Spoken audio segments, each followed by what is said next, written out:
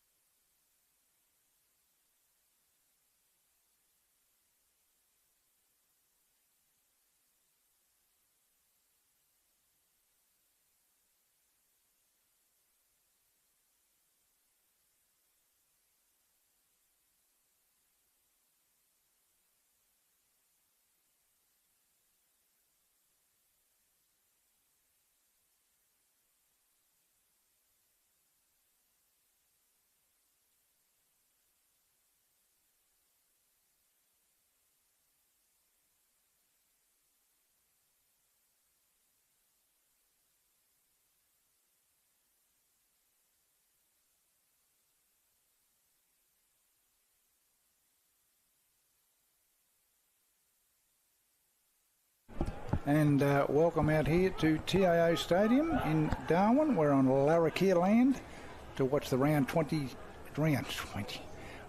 10 game between St Mary's and Nightcliff in the 23-24 season. My name is Gray Morris, my fellow commentator Stuart Davies, and the game, Stewie, between 1 and 4 on the ladder. Yeah, it should be a beauty, shouldn't it? It's a great round of matches actually this week, Gray, but yeah, these two sides met in round 1, of course, and they've both been travelling pretty well. In that game, Nightcliff came out on top, and that, of course, is the only game that St Mary's have lost for the season so far. So you'd think Saints are out for a bit of redemption today. Going for the 8th win in a row then since that loss.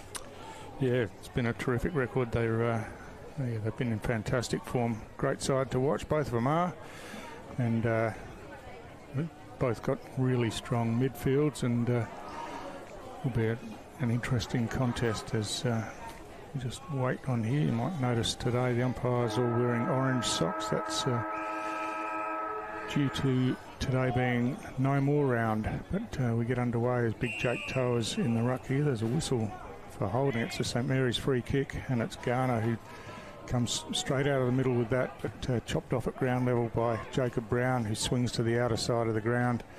First there for St Mary's is going to be Seth Harris. Gets a hand pass across to Garner once again, and he drills a pass in looking for Ted Castle at half forward, just bounces in front of him. Moody tidies up with a looping hand pass over the top. The ball comes back to him, and he hands it off to Wines, who kicks round the outer side, but too wide and out of bounds on the full. Yes, Saints looked the business early, that's for sure. A nice mark here at half forward, Stewie. Yep, and hand off again. Saints going inside 50 again, but again standing tall in defence is the veteran Brown. Takes a nice intercept mark and looking to go short up the middle of the ground for Philo there. Just fell short of him, and the Saints players come charging in to put the pressure on. There's a strong tackle laid as Philo was unaware of the pressure coming from behind, and it's Charlton Offermans who laid the tackle and is rewarded with the free kick. Just inside 50. It'll take a fair kick from here. No breeze on those flags over there either. No, not much movement at all in them. So Jack Lant offers a lead, but that's ignored. Ball going right to the line, but just dragged it, trying to get that distance, I think, Gray. Through for a behind. Yes, going for that extra 5 or 10 metres and slide hook. So Ryan Nyhouse, the Nightcliff captain, to bring the ball back into play. He's looking to the outer side of the ground now. He's got a player on a long lead out there, and that's Ben Vile. He takes the mark and plays on straight away, kicks around the outer side of the ground, and again it's floated over the boundary line on the full. So Saints just looking to work the ball around. Churgwin takes the mark at half back. He chips in short, and Klusky, his kick's chopped off, though well read by Adrian Scott, taking that intercept mark on the outer side of the ground. He's got players inboard. Oh, he's missed all of his targets in there, and put them under pressure. As another good tackle's laid by Garner this time, but wrapped up in the tackle, and it'll be a ball up. So that was Luke Wines, gets up off the ground, hands the ball back to umpire Noonan, and it's a ball up. Jake Toa using his strength there, gets the hit out down as a quick kick comes forward, but Nyhouse in the right spot chops it off and then plays on straight away, but he's overcooked the kick and it's intercepted on the wing out there. Saints going forward again as the ball spills to the front of the pack. Moody at ground level gets a dribbling kick forward to the advantage of Philo. Philo looking out wide here for Sing Lippo, who tried to control it, had Ben Brown right on his tail, and the ball's gone over the boundary line for a boundary throw in. Hopefully Nightcliff will go forward for the first time here. They've got it to the wing position. It's been all Saints in the early minutes. No damage on the scoreboard though, just the one behind scored.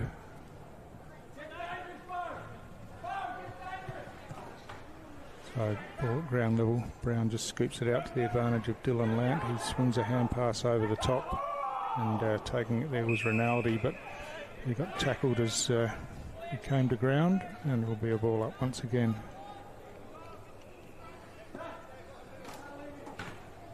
Toa again with strength, gets it down to Dylan Lant. He swings it on the right foot. Nyhouse from the back just nudges his opponent under it, and Nightcliff trying to work it through the hands, but gee, quick tackling here by the Saints. They're really putting the pressure on quickly. This time it's Paredes, and again they're rewarded with the free kick for incorrect disposal. Just no room to move. No, they don't give opposition sides a whole lot of space, Stewie. They never really have. Yeah. So again, the kick was just short of Offerman's there, and he had to try to do something with the hand pass, missed the target. And the ball's caught in close, and whoever's on the bottom of the pack is going to be penalised this time. I think Mark Noonan's had enough of throwing the ball up, and it's a Nightcliff free kick, and it's Nyhouse who's got a player free in the middle of the ground. That's Cooper Darms. Darms chips in short to another free player in Rinaldi in the middle. Back to Darms, who's run forward, and they've made the ball work down to the front edge of the centre square. Darms has got players out wide. That's a good kick, and he's found Brody Philo in space deep out on the half forward flank there. In fact, I think that's young Henderson. Oh, it is too, yeah, sorry. So, yeah, 23 and 33. Yeah. Billy Henderson normally plays in the back half, but obviously ran down to give an option. He'll have a shot from right on 50, but he's miscued it. Oh. Almost an uncontested mark there in between two St Mary's players. And I think this might be Twycross who's taken that mark in the forward half. It is Jake Twycross, and he'll have a set shot from directly in front, only about 20 metres out. So the first time that they've gone inside 50, yes, a chance to score.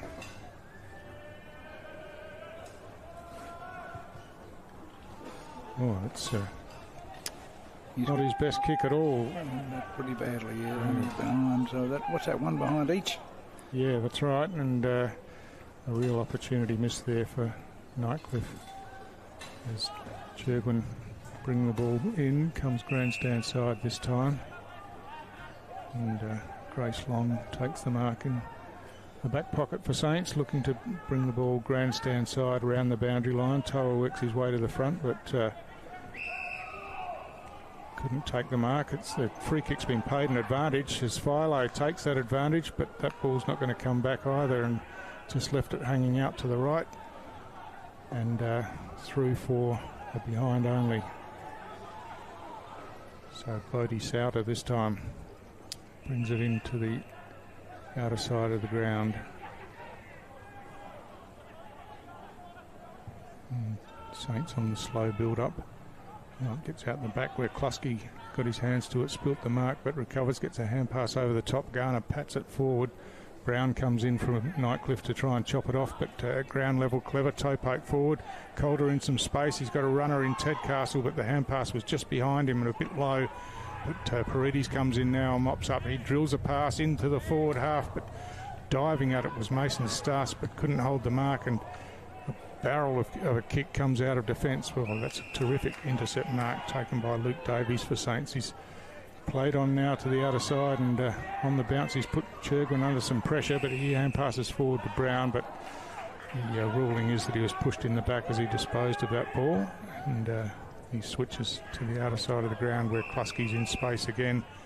He's got Paredes out wider, and Paredes takes the mark, looking to play on straight away. Hooks one around the corner on the bounce, but Nightcliff defence standing strong once again, but that's just a dribble kick forward. Jack Lant gets on the end of that on the left foot, hooks it down towards the forward pocket. Calder in there in some space, getting wrapped up now, looks for an option inboard, and that's a good pass, and he's found Seth Harris in space, and Harris takes the mark only about 35 metres out on a slight angle. As he lines up, Stewie, looking at the stats of the season so far, I see St Mary's inside 50s are rated number 2 in the competition for the season, whereas Nightcliff back a bit in 4th position. And that kick's missed too, isn't it? Yeah, so still yet to find a goal on the board. I think the score should be 2 behinds each. And so no score yet as Philo, no goals yet as Philo brings it into play. Cooper Darms has found some space out here. A change of hairstyle for Darms this week. He's dyed it blonde and drills around the wing looking for Butcher there, almost stuck. But he got a free kick for chopping and took the advantage. Got it to Kennedy, but Kennedy's floated the ball out of bounds on the full. And Ben Brown will take the free kick for Saints at half-back. So it's a very careful start, really, from both sides in this 1v4 clash at TIO Stadium. So that's a wobbling kick, but just taken nicely there by Garner, who kicks the ball down towards half-forward. As Ben Vile comes in, he's happy to tap it over the boundary line, and umpire Noonan's not happy for him to do that. He's given the free kick for deliberately out of bounds, so Stas will take that free kick. He chips it inboard, but no Saints player on the end of that as Musgrave comes in, gets a hand pass out. Clever work by Tedcastle to give it to Stas, who was running past, but he got bowled over, and the ball's gone over the boundary line, and another throw in. So gone 10 minutes in the first quarter, still no goal on the board. And the throw in, Calder doing the ruck work, tried to take it himself, but had to force it out. Picked up by Jack Lant now. He kicks towards goal. Is this the first goal of the game? It's not. It's banged into that right-hand goal post. looked good for a long way, but just looped off at the end and into the post for another behind. Yeah, it's an opportunist snap, wasn't it, by Jack Lant, but as you said, just clipped the right hand upright. So Nightcliff out of defence. Get it to Philo. He goes back to Wines, and he's got a runner on the outside, and Nightcliff round the outer side. Oh, it's a good mark taken in front, and that's Emery out there. He kicks long down towards full forward. Oh, big leap from behind. It's punched away eventually, and Parnell at ground level kicks on the left, but that's going to go straight into the hands of one of a number of Nightcliff players that were just sitting under that waiting for it, and the high kick comes in towards full forward again. Butcher from behind again got his hands to it but couldn't take the mark, but he's scrambling forward at ground level, gets it out. Now they've got a chance. Moody gets it back to Darms. He gets the hand pass over, and now a snapshot from Emery goes high towards the pocket, and at the fall of it was Cameron Eilert, but he couldn't take the mark, and Robinson was right on his tail and causes a stoppage in the right forward pocket. Yes, it's all one-on-one stuff at this stage. Eilert's had a snap, Stewie, and I think he might have got it. I think he has. He likes it, and the goal umpire had to make a bit of ground, but got it through. So, yeah, good work in the forward line by Nightcliff, and St Mary's just a little bit unaware, I think. Nightcliff, Eilert found a bit of space for himself, and we know that he can be dangerous around goals when he's in close there. Yes, the veteran Cameron Eilert, we were just speaking off air before, Stewie, 38 years of age. And yet you'd look at him out there, he looks about 25. Yeah. Certainly looked after himself. That's right, works very hard on his fitness and on his game. He's done forever, so he certainly doesn't look like he's slowing down. And Nightcliff, the first goal on the board as we approach the 13-minute mark of the first quarter. Toa and Morris, no one got a hand to it as the ball bounced in the centre circles, and now Nightcliff a chance to break here through Scott. Scott goes long inside forward 50. Butcher from behind, punched away by Churgwin in the front, and Saints use it well through the hands as Churgwin follows up and chips the pass around, finding Bertrand on the outer side. He's got Paredes, but he's under plenty of pressure.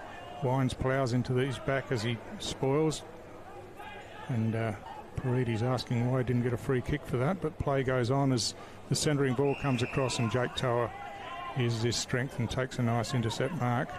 Now hands off to Klusky. Klusky goes long towards half forward, plenty of penetration in that kick. Oh, what a terrific mark going back with the flight of the ball by Moody there, Jay Moody, and he wastes no time switching to the outer side of the ground where Rinaldi takes the mark and chips to the wing once again. So Nightcliff pretty composed defensively as they work it around the outer side of the ground.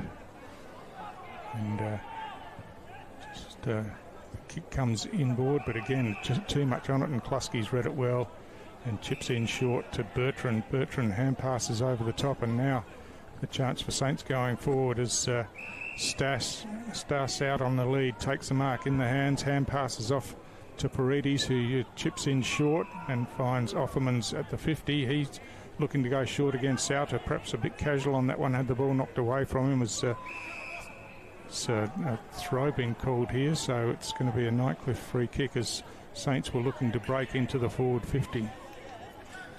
And you're watching AFL NT's coverage of the round 10 game between Nightcliff and St Mary's here at TIO Stadium in Darwin. So Edwards got it out to Eilert, but I think there's going to be a 50-metre penalty here. So what's happened there? Someone walked in the protected zone, I think. I imagine so. I couldn't see much happening there, but this will bring Eilert, the player on the mark, at least inside the forward 50 zone, and so Eilert, another chance here.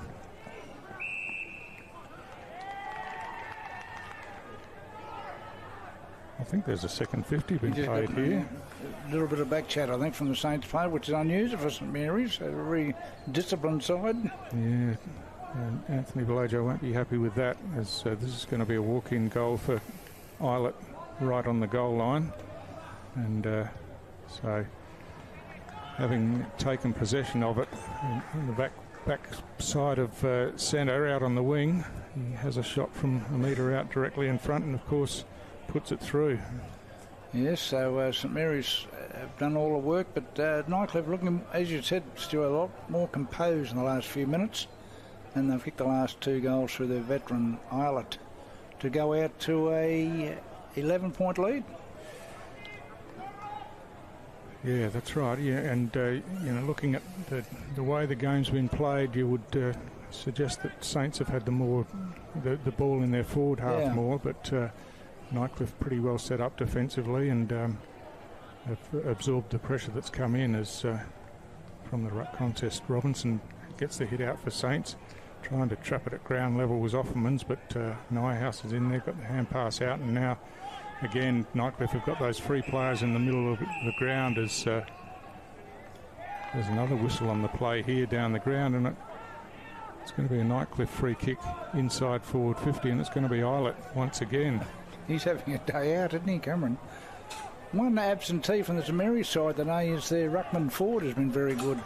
Tex Corowa seems to be out of the side. He's obviously gone back for Christmas, you would think, but it means that Jake Toe will probably do most of the rucking. Yeah, that's right. So Eilert with the chance to be the only goal scorer with 3 on the board in this first quarter. His kick's on the way and he's celebrating, so it is another Nightcliff goal. It's another Cameron Eilert goal, and they stretch that lead out, so I don't know what's going on back there, but obviously there was a bit of holding off the ball or something, but that was a free kick paid well away from where the play was happening. Of course, a former St Mary's player is Cameron, so he'll be very, very happy to have kicked those early goals against his old side. And he's shot them out to a 17-point lead, Stu, and we've been going nearly 18 minutes in the first quarter. Yeah, and it's a bit of uncharted territory for Saints. They've been starting well in recent times, blowing the opposition away, so they've got to do it differently today if they're going to win. As 3 goals behind already, as Gray said. Robinson doing the ruck work, gets it down there to Garner, who was tackled but got a kick forward.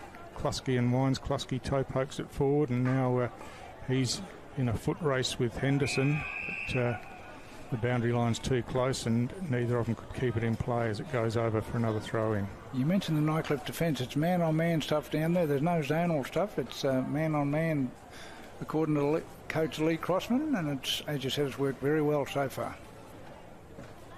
Robinson gets it over the back to Paredes. Paredes hooks the ball inside forward 50. Calder just worked his opponent, Mitch Norton, out of the contest really, and got himself to the drop zone and took a terrific contested mark. So a much needed goal here for Saints, you would think, as Calder goes back for his first real chance of the day with a set shot.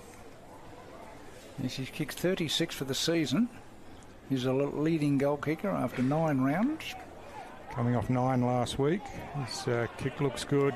They're celebrating on the goal line, so at last it's taken more than 19 minutes to get themselves on the board with a goal, and that's come through Jackson Calder, as we said, a strong mark and a good finish.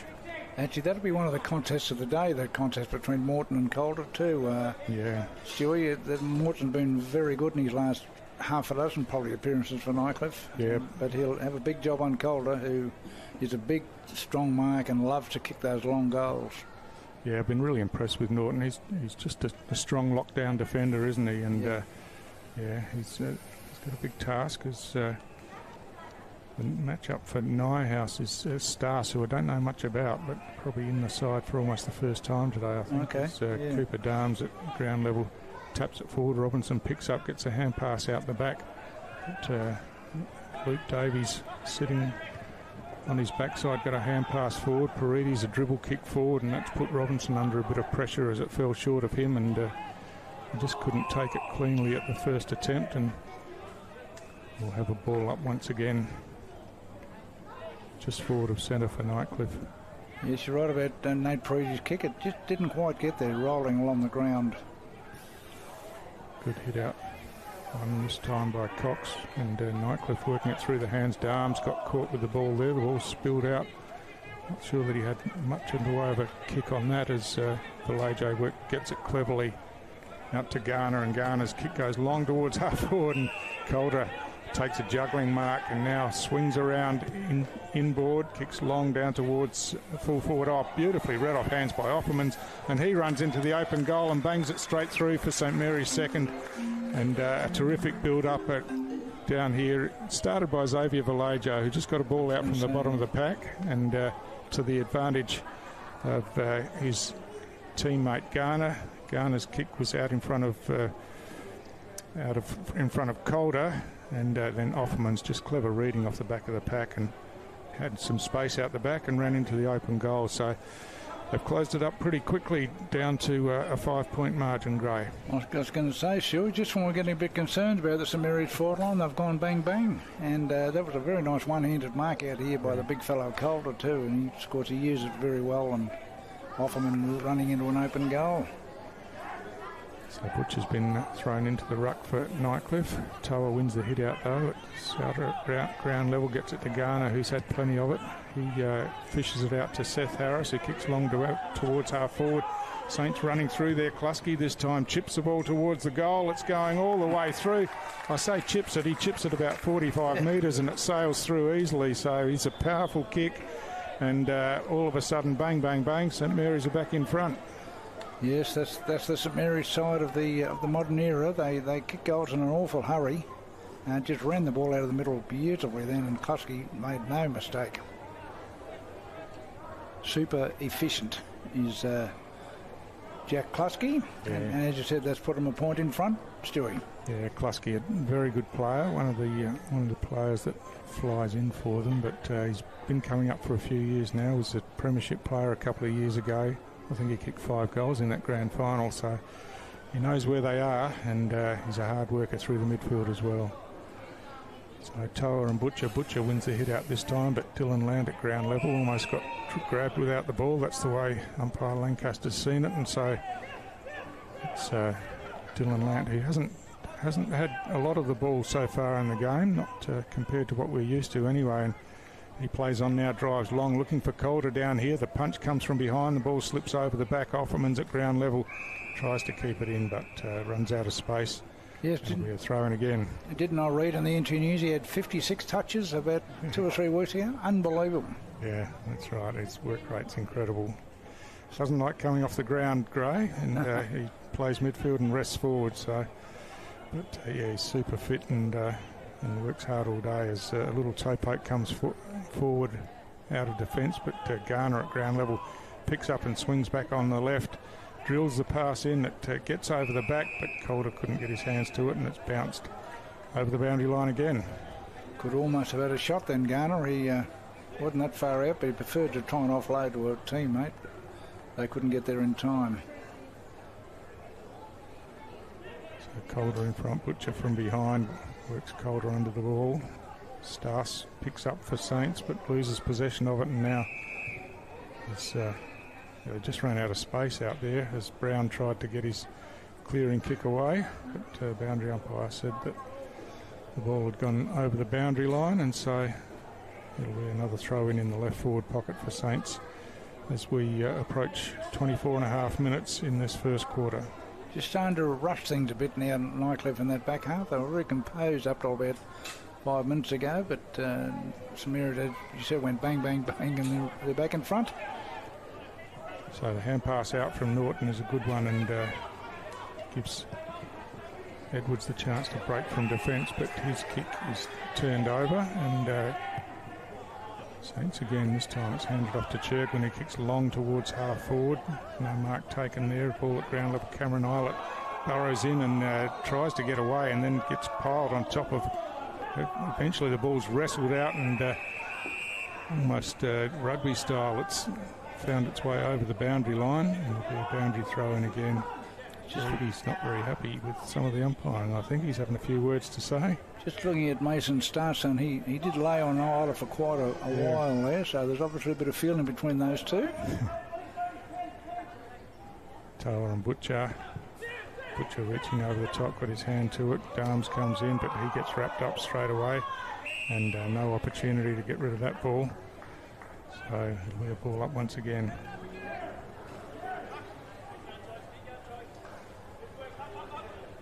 Two strong blokes in the ruck as Harris reads that one well, gets it on the left, inside forward 50 Stas. Just couldn't control it at ground level. Moody could, and he kicks up the middle of the ground on the bounce to Twycross. He's tackled, loses control of the ball, and the Saints players just rush in numbers, and hand pass over the top, misses the target though, and Nightcliff the chance through Brown.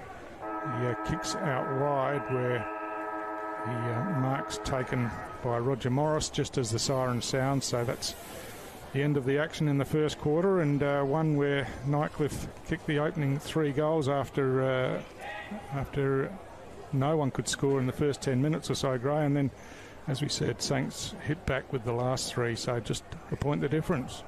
Yeah, St Mary's 3-3-21, St Mary's 3-2-20, and we'll be back after the quarter time break.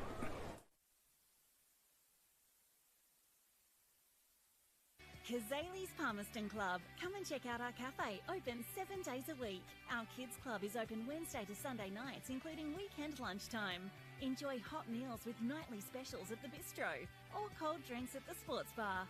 Feeling lucky? Have a go at the latest machines in our gaming lounge, or grab your mates for a round of pool. Family gatherings or casual meetings, we have something for everyone. Kazali's Palmerston Club, making a difference.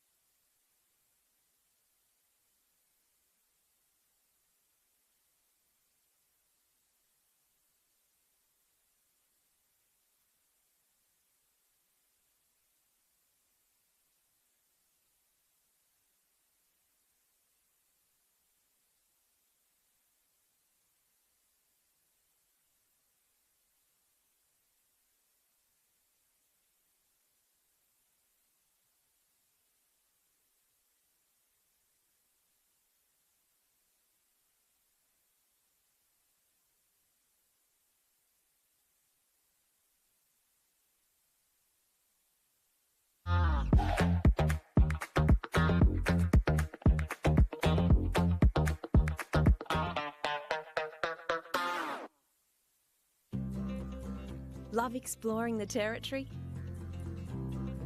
If you do, it's good to know that with TIO Comprehensive Car Insurance, if you have an accident covered by your policy, we're here to help with the reasonable costs of towing, as well as your additional emergency accommodation and travelling costs. So get out there and explore. Get a quote today. TIO, we're for Territorians.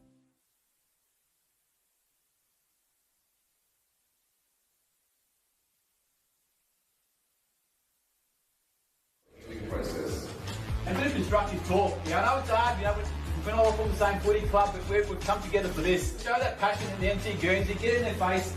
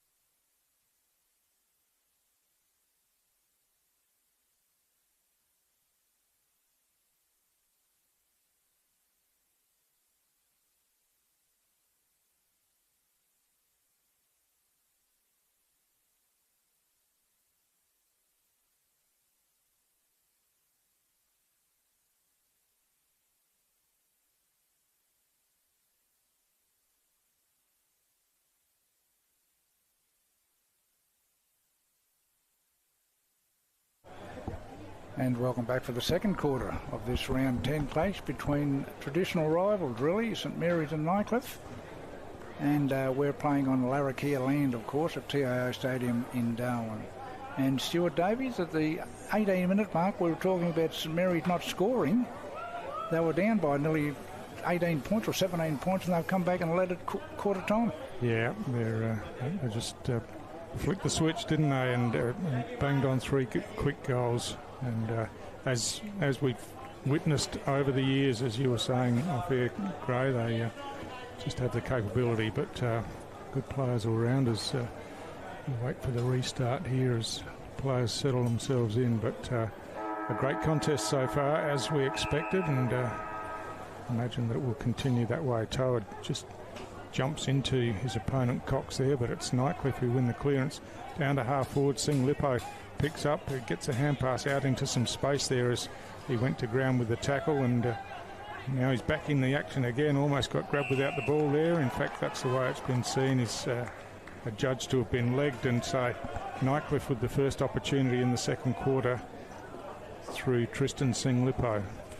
Should really convert from here. He'd be 35, maybe 40, 35 out and directly in front. It's a pretty important kick for Nightcliff too. I know it's early in the game, but if they can wrest the league back with this kick, it shows that they are very serious.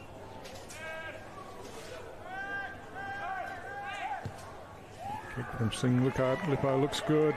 Straight through the middle. His teammates get around and celebrate with him, so that's it. That's the start that Nightcliff were looking for in this second quarter. A fast break and a free kick inside 50, and Sing Lippo made no mistake. But to his credit, he was involved in a couple of efforts there, and went to ground with a tackle, but got back up quickly and won himself a free kick. So Nightcliff back in front in the opening minute of the second quarter.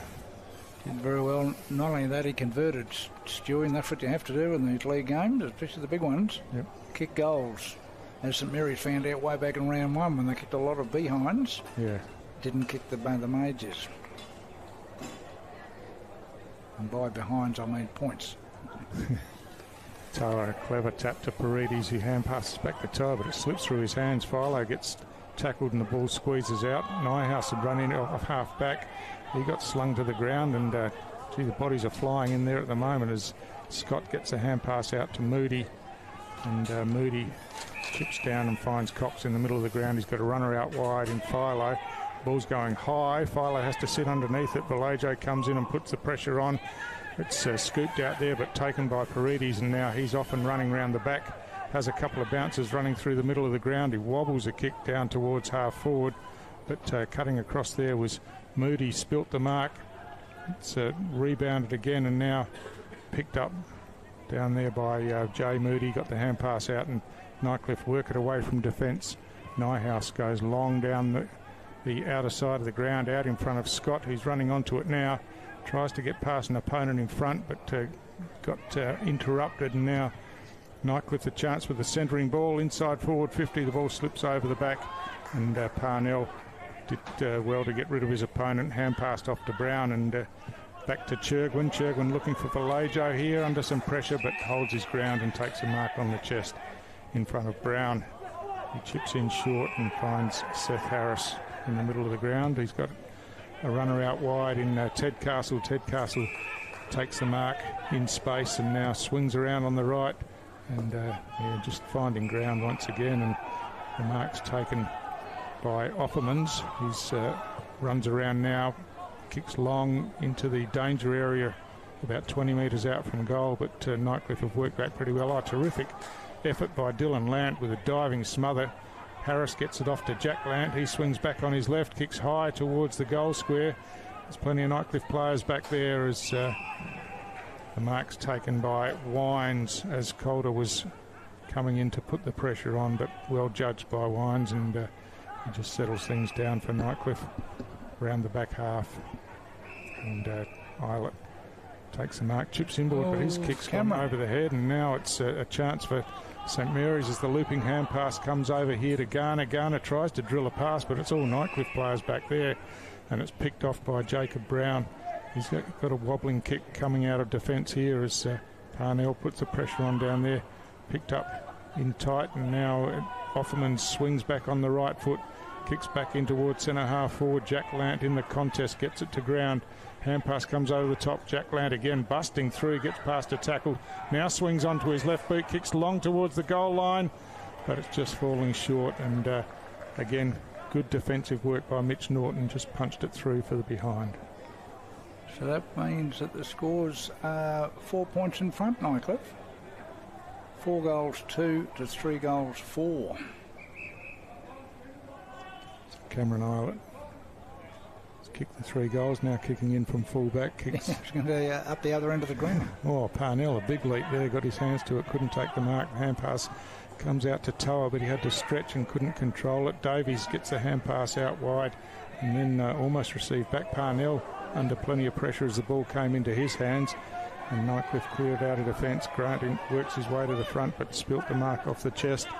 Again at ground level, Davies gets it back to Grant. Grant swings a kick forward, but Nightcliff are lining up back here. Parnell with the flight of the ball tries to tap it away. Twycross does well to get it out here, and now it's a one-on-one, and the mark's taken by Emery.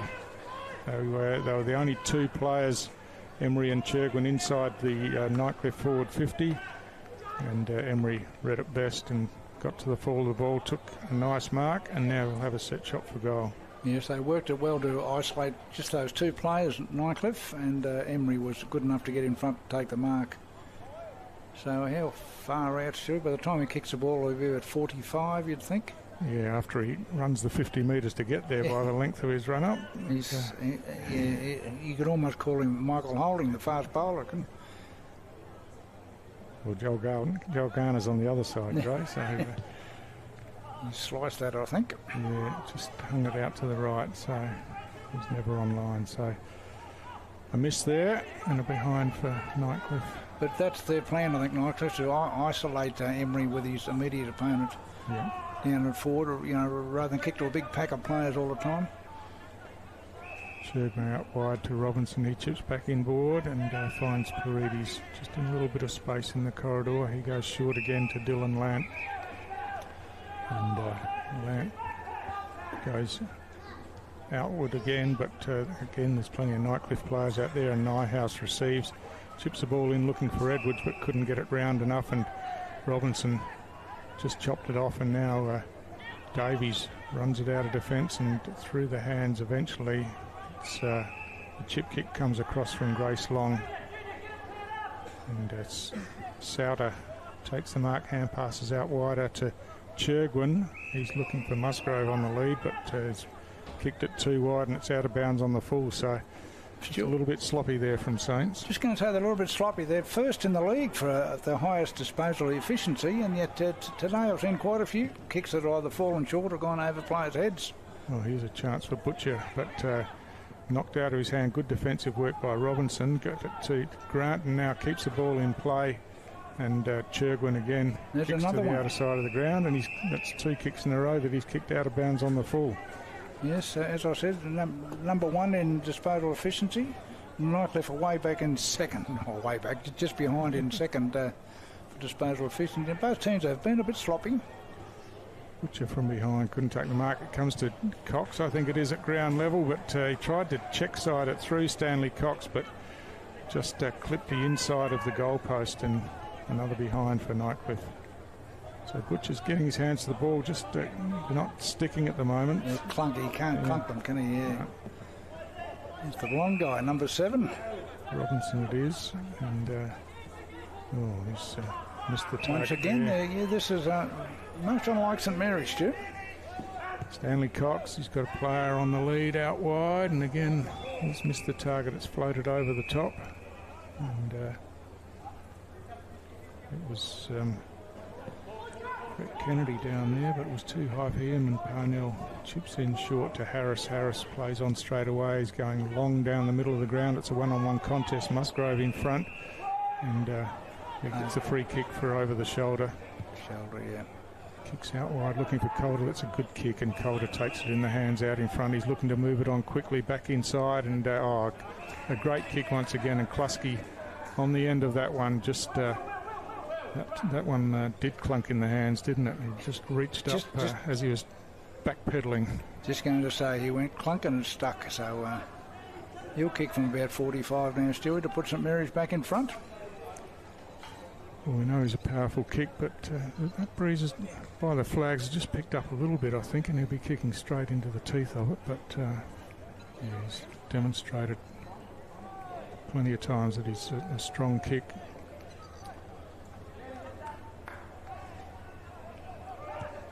So kicks on the way, distance isn't a problem, and I think he might have just snuck it in. He has. So another terrific finish from Jack Kluski.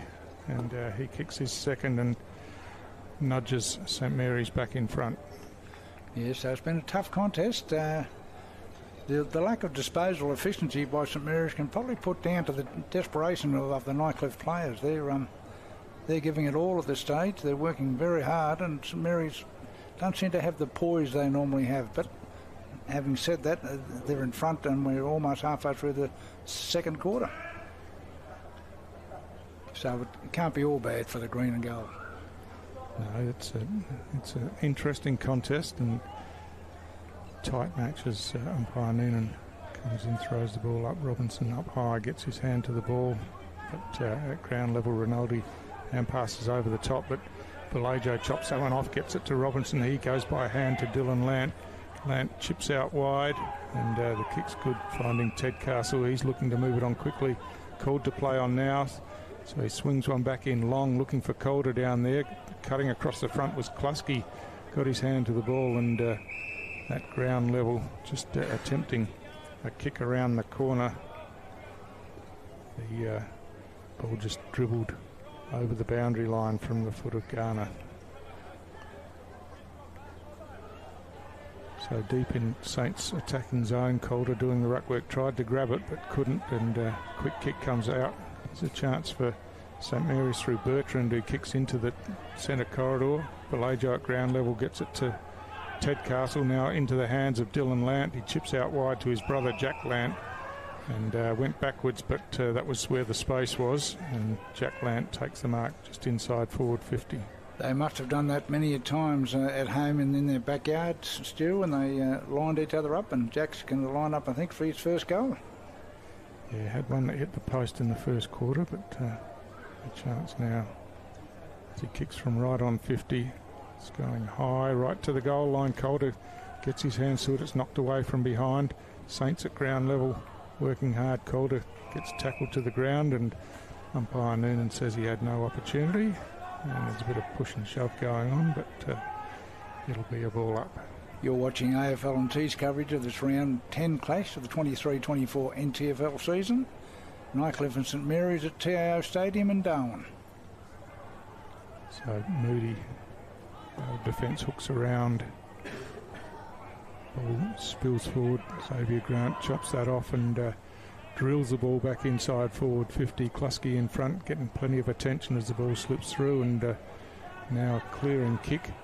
It's going to fall in the hands here of Grace Long. He couldn't take the mark, but it's still working hard at ground level as the ball's bobbling around, and Philo gets a hand pass, and now it's slapped out into some space. Garner toe pokes it off the ground to the advantage of Parnell, who picks up and bangs it long and high inside forward 50. Calder coming out at this one, but Nightcliff defenders got their hands to the ball as it's at ground level once again, and again it's a tight contest in close. The ball's caught in underneath, and this is going to be a St Mary's free kick, I think, with Brown, Nathan Brown caught at the bottom of the pack. Calder wrapped him up in the tackle, and he'll take the free kick from directly in front. Not overly happy with that, Nathan. Either he's holding the side of his head as if to say to umpire Noonan, what about the whack on the side of the head? But he made no real attempt to get it out, Stuart. That's the problem. And Big Calder is the beneficiary of it. So lining up for his second for the day. Directly in front, only 25 metres or so. Just pokes at that one a bit, but he's put it straight through the middle, and another St Mary's goal. So after Nightcliff kicked the first goal of the quarter, Saints have hit back with the next two and just push that lead out to 7 points. Probably as big a lead as they've had for the day. Yeah, it would be. Nightcliff, as we said, led by 17 points early in the first quarter, but they've just worked their way back. St Mary's flicked a switch at the end of the first quarter and flicked it again in the last couple of minutes to take over the lead.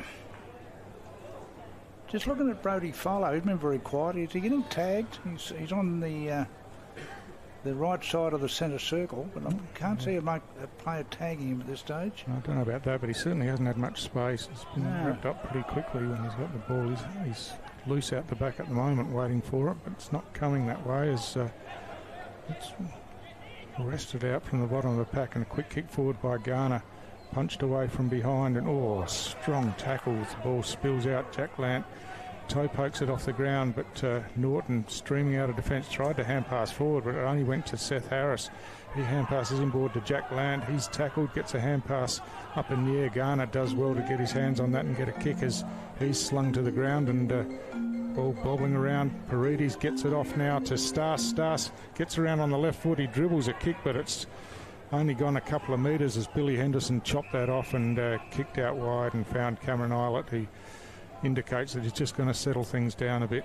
Gee, some desperate defence there by Nightcliff. That's the type of defence you need to beat a side like St Mary's. So Eilert around the outer side of the ground, and Nightcliff just trying to pick their way through the Saints' defence as the long kick comes forward. Butcher over the back, got it on the bounce, looped the hand pass over the top, but again the strong pressure as this was tackle. Roger Morris trying to run away with the ball there and just got dragged down from behind, and great tackle once again as Saints just chip it out of defence.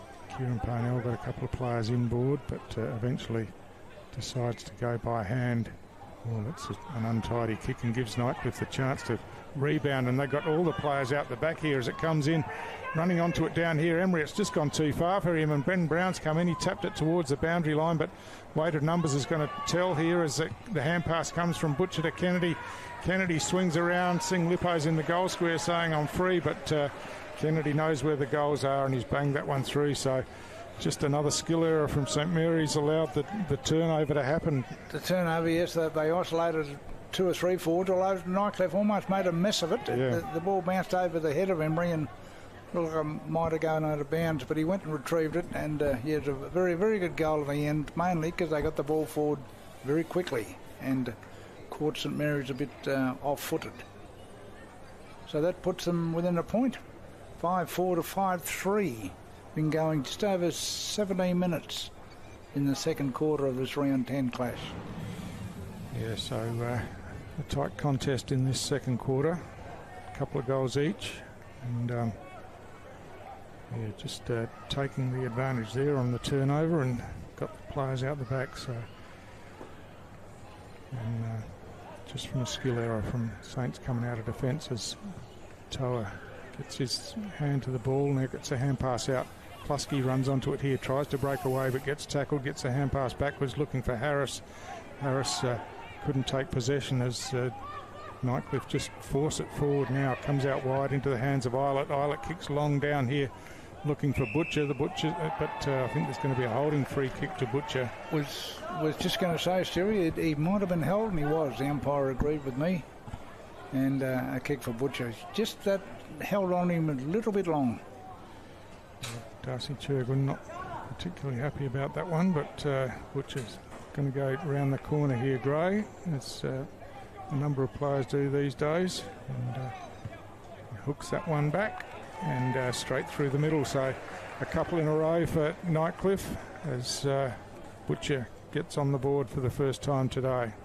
Yes, just when it looked like St Mary's were taking control, Nightcliff responded with 2 quick goals in about a minute, and that slips them out to a 5-point lead. So it's a genuine 1v4 clash, this one. 5 goals to St Mary's, 6 goals to Nightcliff after 18 and a half minutes, nearly 19 minutes in the second quarter.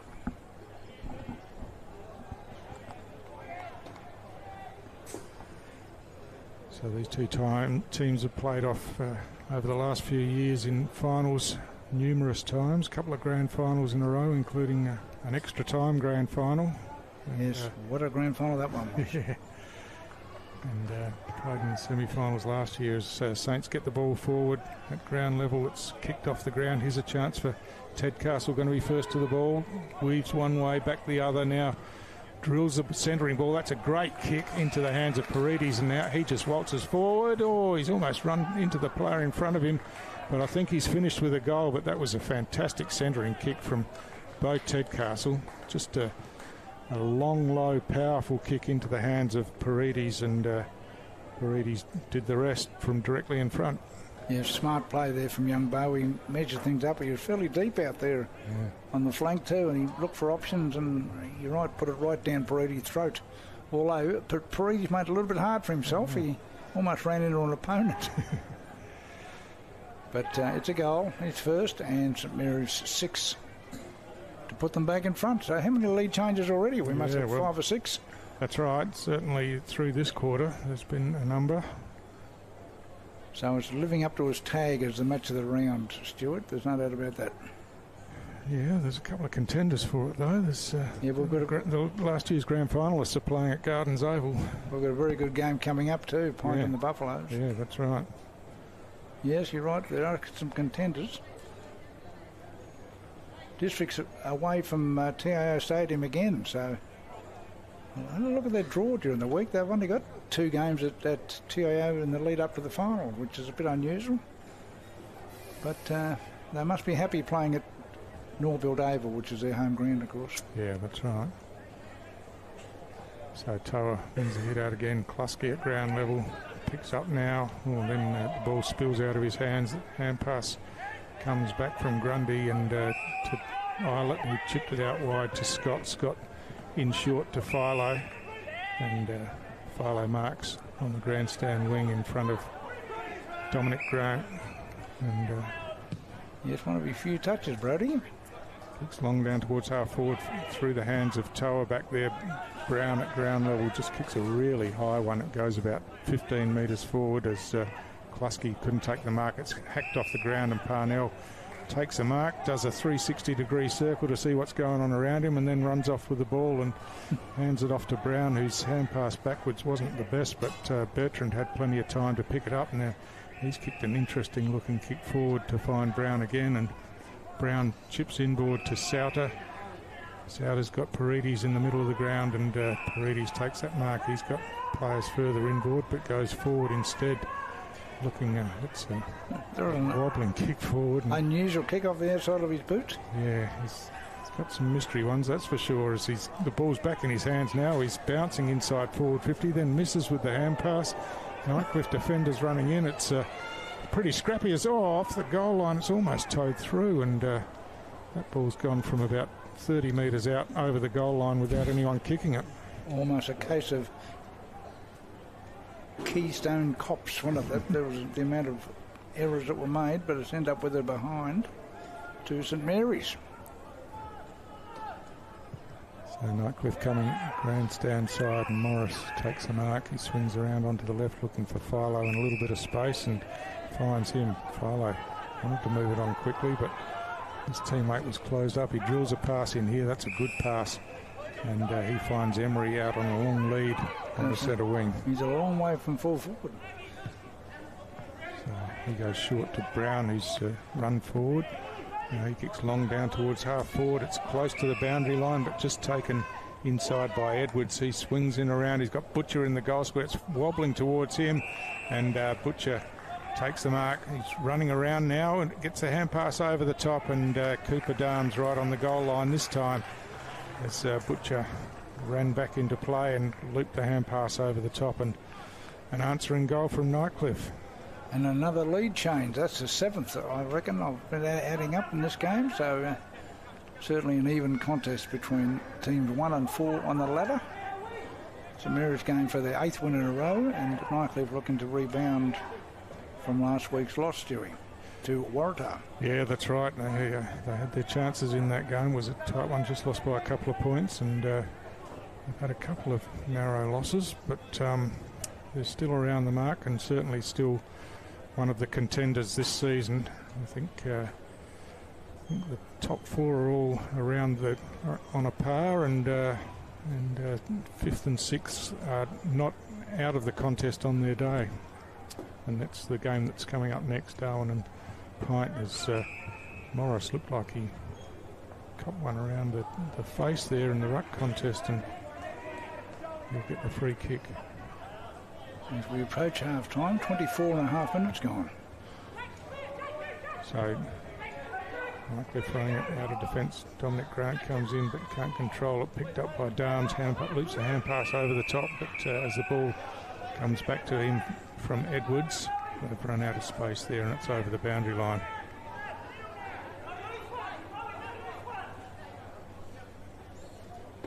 So the throw in once again. 25 minutes into this second quarter. Nightcliff with that narrow lead. Toa and Morris. Morris eventually grabs it out of that ruck contest, gets a quick kick forward, but it just slews off the side of the boot and bounces over the boundary line. Gee, height-wise, they're lacking a bit in the ruck, aren't they, Nightcliff? They've got Roger Morris going in against Big Toa. Makes you wonder where the big Jackson Bowen is. Has he played all year for Nightcliff? I don't think he has. No, he hasn't played much, but they've had a couple of other tools as well that aren't playing, so... No. Toa this time double-handed, gets it out to the advantage of Vallejo, who paddles it forward, then punches it forward and runs onto it, gets a hand pass over the top. Tedcastle thumps it forward into the hands of Musgrove, who's running around the outer side of that centre square, has a couple of bounces, hand passes to Tedcastle. That's not the best kick inside, as Offermans picks it up. He gets tackled with the ball and he's going to be penalised here. Tried to break the tackle, got caught with it, and that was just again a sloppy kick inside by Tedcastle that undid the good work that they did to get it down there. And a very good tackle by Bailey Edwards too, to stop St Mary's player in his tracks. So Saints coming back inboard again as off hands, the ball slips to the back. Calder comes in, he gets tackled with the ball, it spills free. Nightcliff at ground level look to have the numbers as they paddle it forward, but again the tackle's laid, the hand pass comes out. Garner gets a hand pass out. Jack Lant on the right boot squeezes it out to the advantage of Vallejo. Oh, he looked like he got tackled high, but shrugged it anyway, runs in towards goal, but it's going wide and short and bounces over the boundary line. So a throw in the left forward pocket for St Mary's at the Michael Long Centre end of the ground. Yes, I think we're seeing evidence today of the ability of young Vallejo still. He's going to be a player. Runs hard and is not afraid in the tough contest either.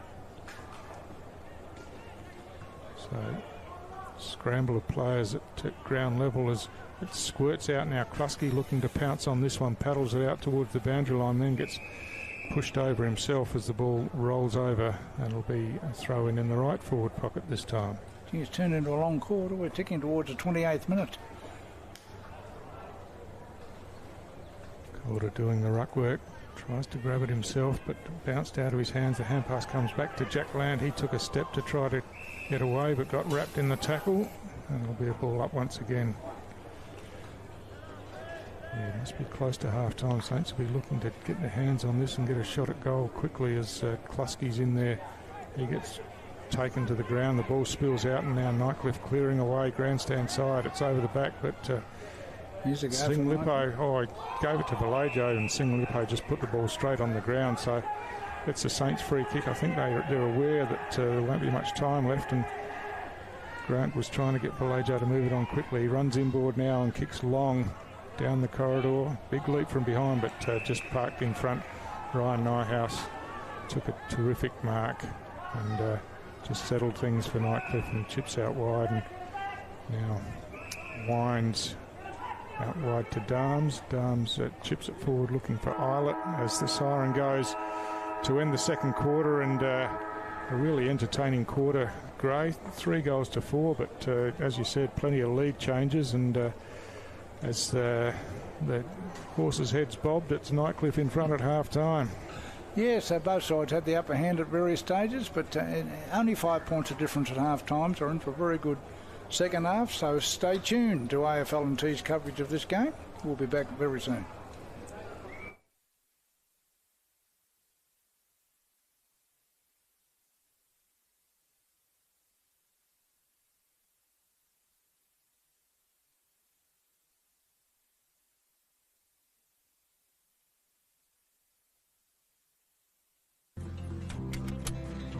So it's good to know that with TIO Comprehensive Car Insurance, if you have an accident covered by your policy, we are here to help with the reasonable costs of towing, as well as your additional emergency accommodation and travelling expenses.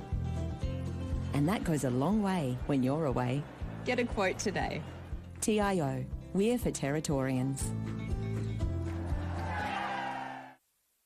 Looking for a fun day out with your family or friends? Putt on over to Palmerston Mini Golf. With our beautifully landscaped course suitable for all ages, you'll have a blast playing mini golf here at Palmerston. We offer the perfect setting for kids' birthday parties, complete with special packages to make their day unforgettable. And if you're looking to have some fun with your mates, we have you covered too. Play during the day or under lights. We're open until 10 p.m. And we'll see you around Palmerston Mini Golf. Find us at the Palmerston Golf and Country Club.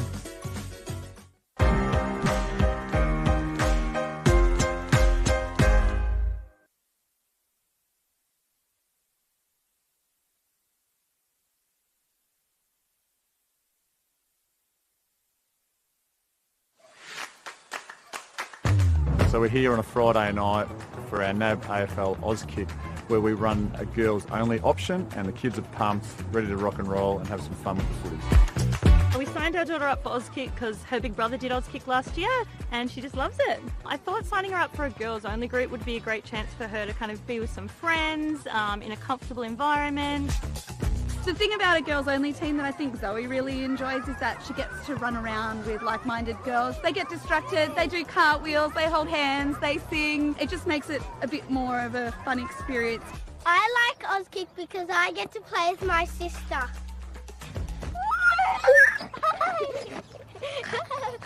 We love Auskick! A number of parents have asked if their daughter has to be in your girls group, and they don't. There will be some girls that will naturally just gravitate to brothers or cousins and join the boys group and have just as much fun if it were to be single sex. So yeah, there's definitely options there every Friday night. My girls just love interacting with the other girls here. They love kicking a footy, they love learning the skills, and they love the hot dog at the end. I love joining in with my girls. I actually can't help myself, and I love to see the skills not only of my kids but of the other kids in their girls-only group really developing over the clinic.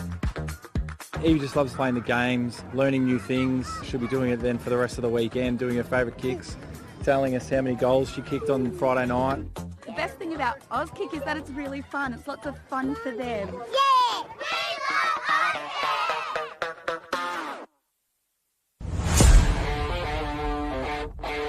Prominent inside forward 50, just getting himself in some space. Davidson that time gave it to him. Now he hand passes off to Braden McLean, who has a long shot at goal, and I think this one looks pretty good. It's the first goal of the game. It's a scramble at ground level. Eventually it comes back to Tipalura. He gets a hand pass out once he's tackled to Thompson. Thompson kicks long towards goal. It's swinging back. It's going to bounce. I think it's just crossed the goal line.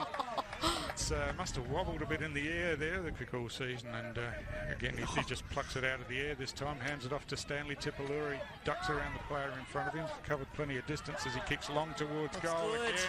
It does look good, and that's straight through for another quick goal to Tiwi through Stanley Tipalura this time. So it might be right on the 50 on the paint that he'll go from. No, dummy. He says, phenomenal.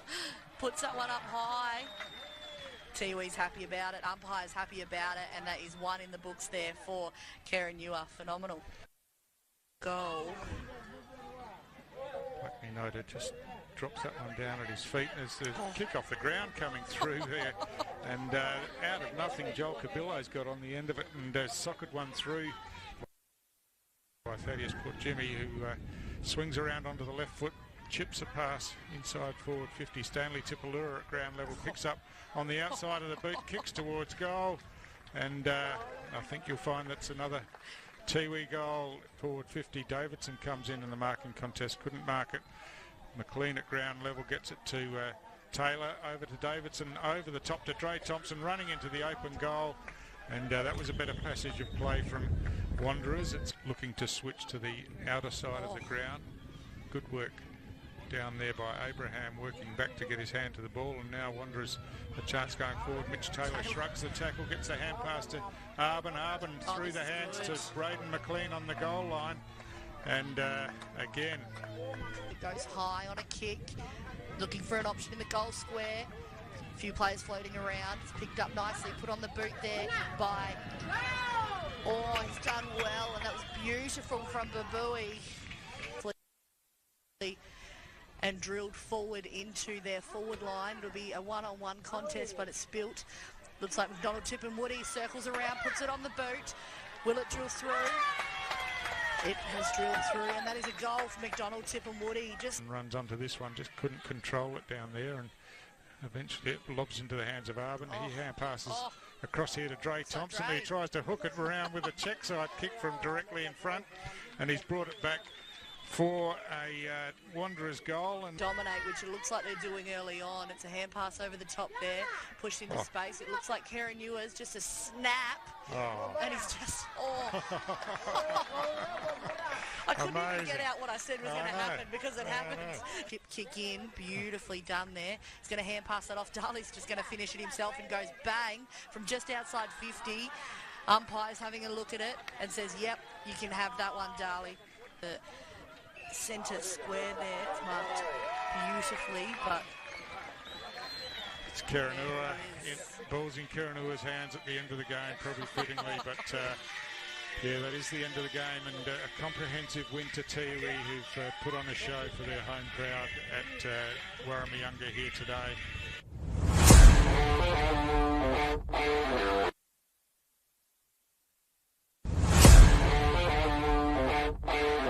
Xavier Vallejo brings it out, puts it on the right and gets it inside 50 for St Mary's. Looking for big Tex Cordefo, who kicked 7 last week, but Jack Lant picks it up, puts it on the left, puts it through for a goal in the opening minute for St Mary's. Jack Lant with the opening goal. So way, and he has not even made the distance. Chance for a quick snap there from number 22 for St Mary's, and it's a goal. And that man is in fact Mitch Musgrove. To Nate Paredes, who kicks it inside. Kevin Moroney working his hardest there in defence. Coming through, Jack Kluski. Play on, says the umpire.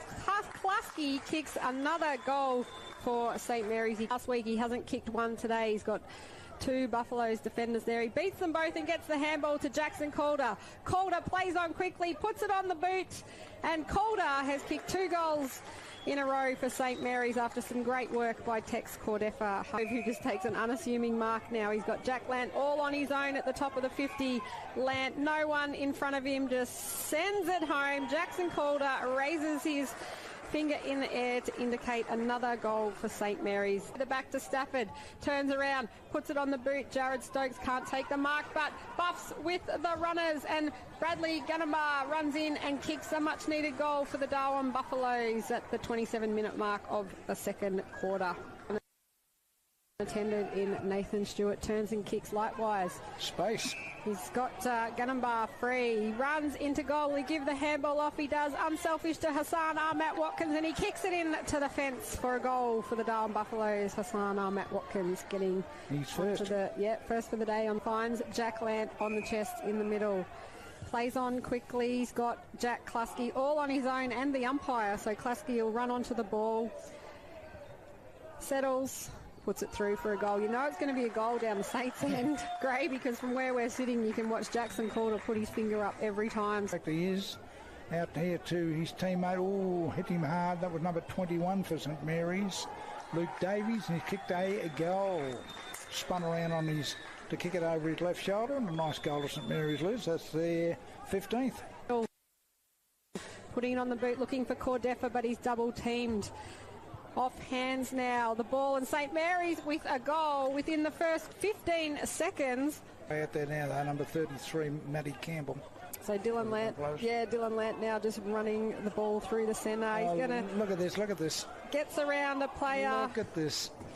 Has a shot on goal, but it's gone through for a goal. So Dylan Lant, he wanted that Gray. He took it out of the centre and finished it off, the captain of St Mary's. Handball though, Matheson surrounded, gets it back to Jared Stokes, takes a bounce, he weaves through traffic, chucks it on the boot, and that looks like a goal to Jared Stokes from outside 50. What a great captain's goal. Everywhere, players screaming with arms. Seth Harris all on his own, Matheson running back. Didn't give away the free kick. Jackson Calder picks it up, kicks his 8th goal of the day. Jackson Calder with another goal for St Mary's. The boy from the Mornington Peninsula goes bang, and the game is all over. 27-12, 174 to 98-62. Liz, a percentage booster for St Mary's.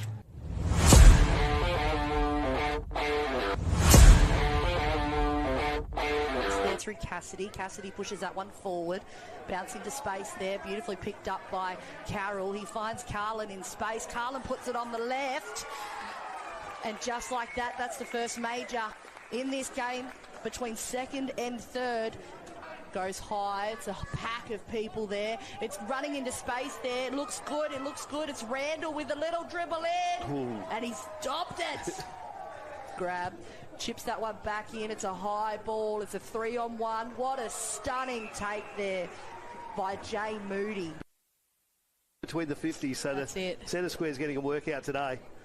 So you can see Brody Philo doing what he can, but Carroll managed to get a boot to it easy, and it's kicked. And just like that, that looked like pulling. Yes, it was. Just a beautiful chip kick there, taking advantage of a hand pass from Carroll. So Nightcliff looking for options here. Pushes that one forward, a short chip kick in. It's marked spectacularly there. Beautiful, great hands there from Mitchell Randall. Breeze is going to the left of screen. It's a big kick. It's high. It might drop short or like go that. all the way. Oh, it's just about whether or not he was placed. No, umpires called it a goal. They needed that one, Nightcliff. That just extends that lead for them a little bit further. Again, beautiful clinic football. Magro on the run and just goes bang. Look at that. That is clinic football. You can't imagine Ryan Ayres is upset with that. That's to get up and running tonight, and he has his second goal in a matter of a few minutes. Marches in, left boot. Looks good, but it might drift. Is it going to get across the line? I think it has. Bang. Just like that, and this is a 1-point ball game at TIO Stadium. Picked up there nicely by Mackenzie. Oh, and just found Lachlan Cassidy. Oops, oh, he wasn't ready for it, but he's played on quickly. Beautiful right boot kick, and he's happy with it. And just like that, Mackenzie goes bang and puts Waratah right back in this ball game. Bake under pressure there from Brown. A sharp kick, drilling that one in. And look at them go here. He's got to get a clean hand to it. Magro's there if he can get some space, but he goes for a snap and goes bang.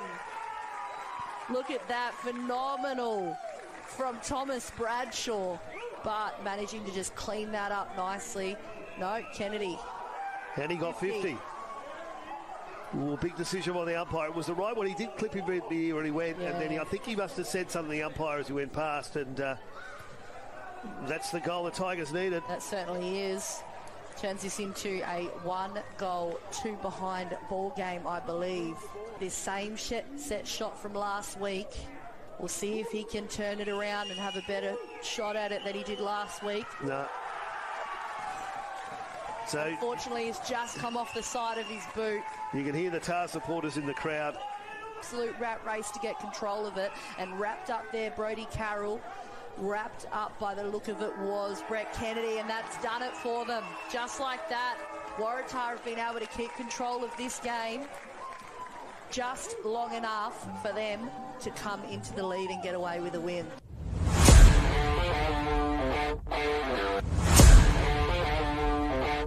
The pointers in the opening term last week. Point, have the ball. Silver Yusuf hasn't played much. Yusuf picks it up, kicks and does what he normally does. Silver Yusuf, goal for Point. Now back into the corridor. But it's chipped off, it's cut off, and it's cut off really, really nicely. That time by Kyle Kirk. Kirk goes forward, and Silver Yusuf, I reckon he's got a brace. Gets it out by hand to Pulmer. Pulmer by hand once again. Warwick Williams, if you don't mind, Williams runs on goal, and he's nailed it. Warwick Williams, he's playing across half back. Over halfway. In the back. Here's our man. Runs his full measure. Kicks and kicks. Oh, does he kick well? Handball over the top. And Just nicely done. That's the first score on the board, Jai Hayward. And Pint are getting around him as well. Hayward gets it down. Pint will get the all-important clearance. Luke Partington gets the ball out to a teammate out there, Kelfell. Kelfell's had a mountain of possession. Now, did Kelfell kick that, or will we give it to our man here who kicked the last goal? Ground, ball in dispute. Pint defence working overtime. One way, Church, then the other. Dragged off the football. And I reckon that's our tall man. Kicked the goal. That's our man, Matthew Gook. He kicked the goal. That's what they looked for. Good umpiring. Have let the ball go. Kick forward to goal. And Nathan Dowsett, who's been very good. Series of handballs. Intercepted. Kelfell gets it out this time. Holt Fitz. Holt Fitz runs around on the non-preferred left, tumbles it forward. No one in the goal square, and Holt Fitz got Pint's second goal inside a minute. Position. Ryan goes forward onto the left, into the goal square, over the back. Can't take the mark. Running into an open goal, and that's another one to the Pointers. And that was Nicholas Steele, who. Classy player, Luke Partington, goes for it in a mark, courageous mark against the ball. Kicks on goal. Nailed it. Andrew Mead-Harding within his range, because we see the 50-metre arc there. Kicks from right on 50. Mead-Harding gives it plenty, and I reckon he's nailed it. He has nailed it. Mead-Harding got his second, first of the last quarter. Well done to him. Well, I think he's actually given that off. Ian, it's Williams who's snuck that Warwick one from... Williams.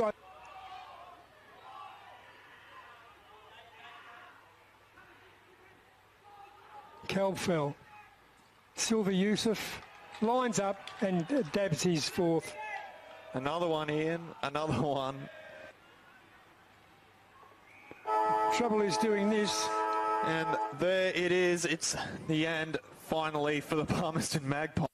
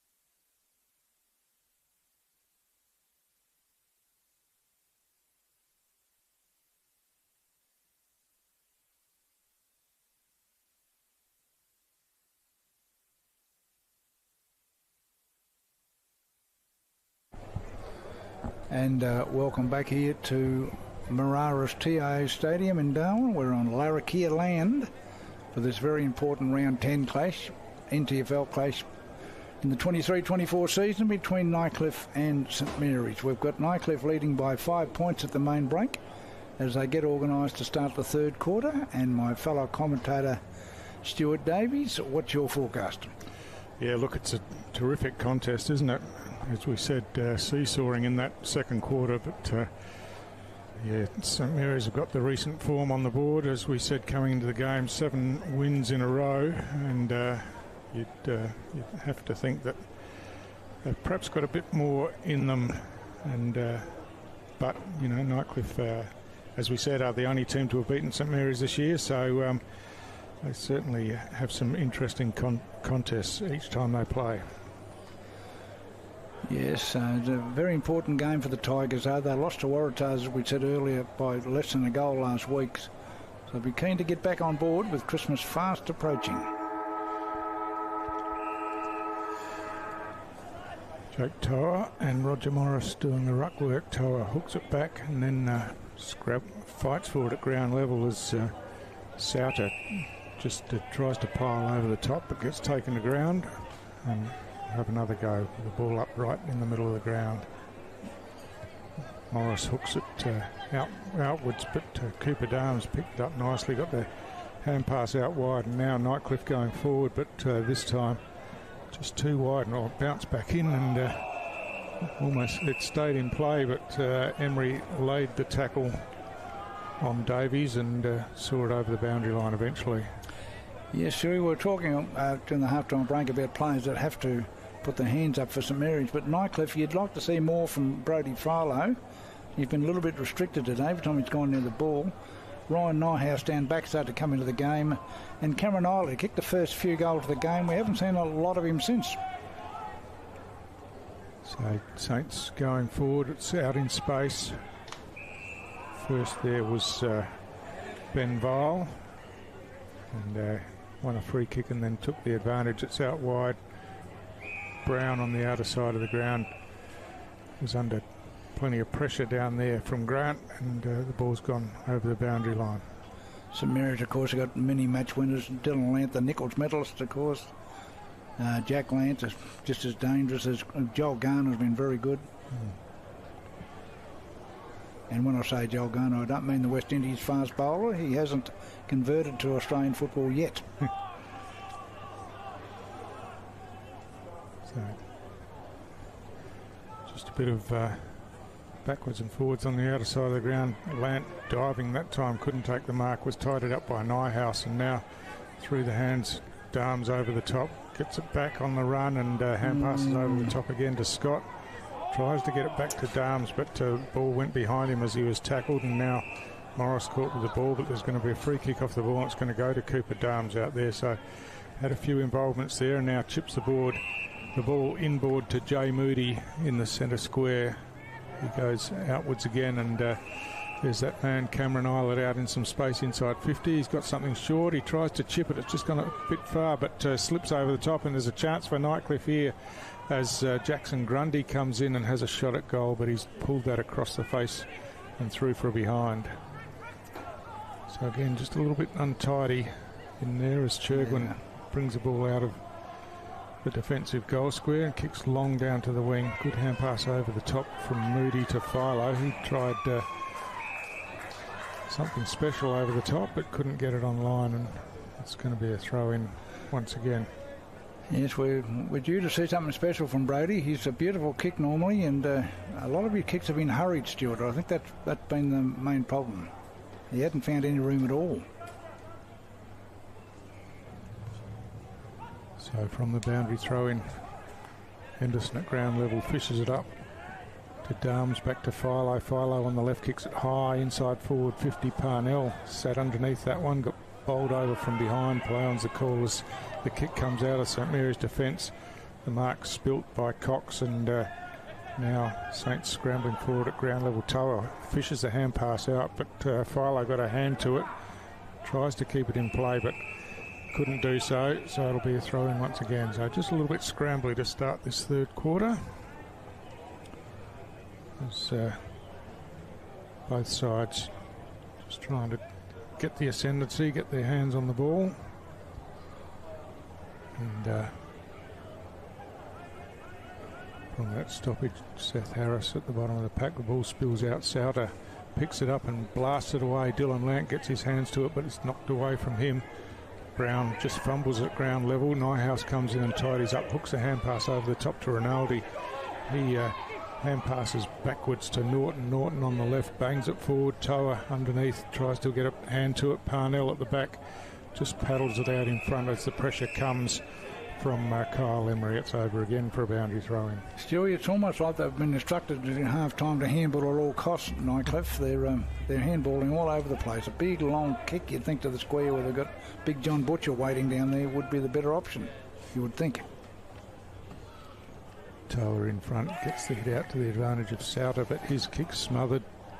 Darms comes in, gets a hand pass forward and then gets slung out of the contest after he's hand passed it. So I think it's going to come back to him. He's getting plenty of the footy early in this third quarter.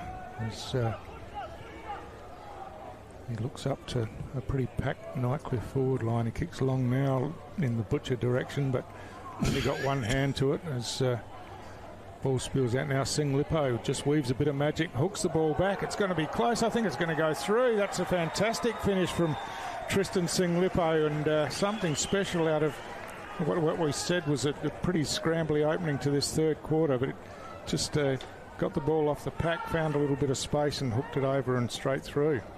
No, he did very well. He obviously wanted to get around in one way then the other.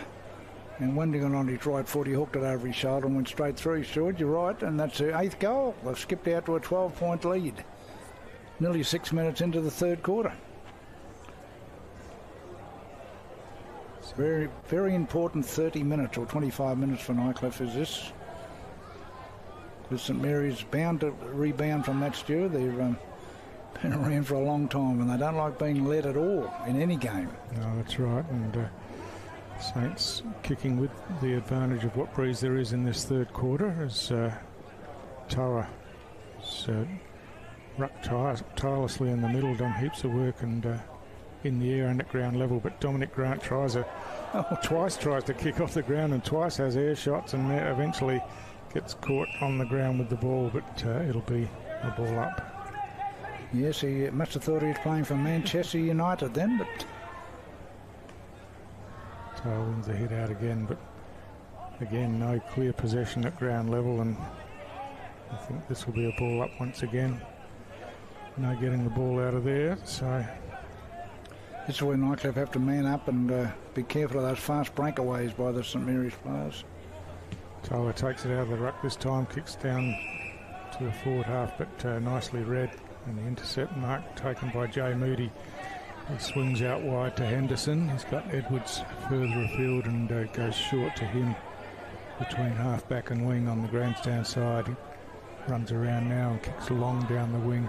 Toa working back here, got a hand to it, got it down to Grant. Grant chips it forward. That's a good pass, and the mark's taken by Offermans, who goes short to Stas. Stas swings around on the left, drills a pass looking for Calder, but it's short of him. And again, Mitch Norton right with him, dived forward and paddled it over the boundary line. And of course, Calder suggesting it might have been deliberate. Yes, that's right. It's an unusual rule. I think, what do they call it now? Lack of intent or something like that. It used to be the old deliberate, of course. So from that stoppage, Darms tried to paddle it forward. Henderson gets a quick kick. Emery takes it on the bounce and throws it on the left boot. Ben Brown comes from behind, tries to punch it forward, then follows up. But again, they've run out of room and it's over the boundary line. So it's almost a holding pattern now for Nightcliff, isn't it? They've got to regroup and just hold St Mary's. That's easier said than done, of course. So Robinson doing the ruck work this time, got a fist to it. Jack Lant just got worried to the ground as Dylan Lant comes in and lays a tackle, and it'll be a ball up once again.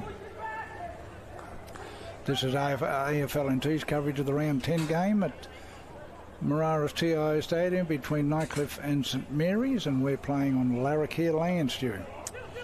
Certainly are, as Balajo at ground level tries to work it out into some space again, but again it's just tight in the contest and no one can get the ball out, and it'll be a ball up once again.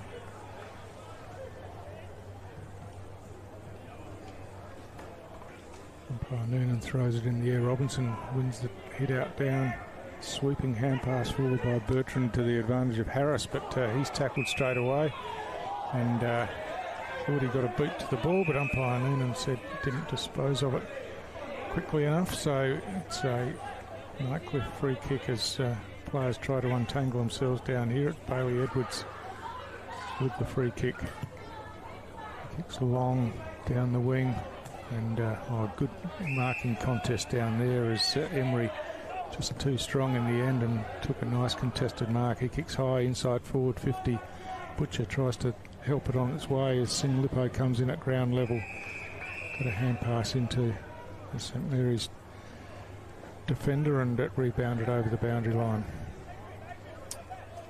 So we're 10 minutes into this second quarter, just the one goal on the board, and St Mary's haven't scored at all as Vallejo runs onto this one, kicks long forward, getting out the back. Stas as Calder comes in and grabs it on the bounce, gives off the hand pass, and now they work it through the hands to Harris. Harris goes long looking for Stas, who's made his way all the way down to that forward pocket, but the ball's just too far out in front and over the boundary line for a throw-in again.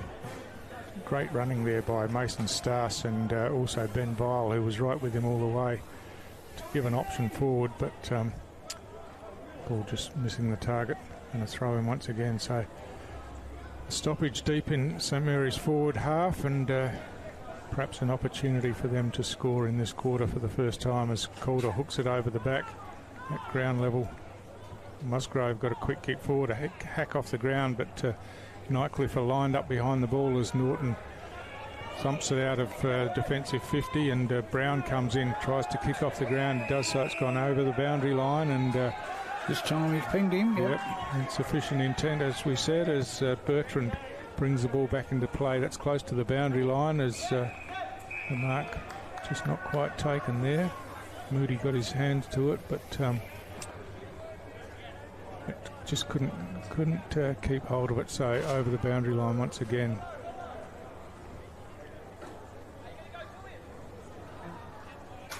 So from that throw, Calder just flips it over the back. Paredes runs onto it, but again, as soon as he takes possession of the ball, he's wrapped up in the tackle and no chance to get rid of it. It's a real arm wrestle at the moment, this game, as Calder thumps it forward with the left. Philo out the back, just paddles it to his own advantage and then swings onto the right. Kicks wide, looking for Cameron Eilert. Parnell right with him there, and Parnell just gets a fist to it, thumps it over the boundary line, and then hops the fence to retrieve the ball. I was going to say promptly hops the fence, as you have to go and retrieve the football. So Nightcliff still leading by 12 points. Trying to inflict St Mary's first loss since round one, Stu. Yeah, that's right. But we had 3-4 in the second quarter, but just the one in this quarter so far as Robinson wins a hit out again. But Nightcliff first to it at ground level. Scott gets a hand pass, but the ball bounces back to him, and Musgrove coming in, looked to get one high, got the hand pass to Paredes. He gets it out to Vallejo, who drills one forward.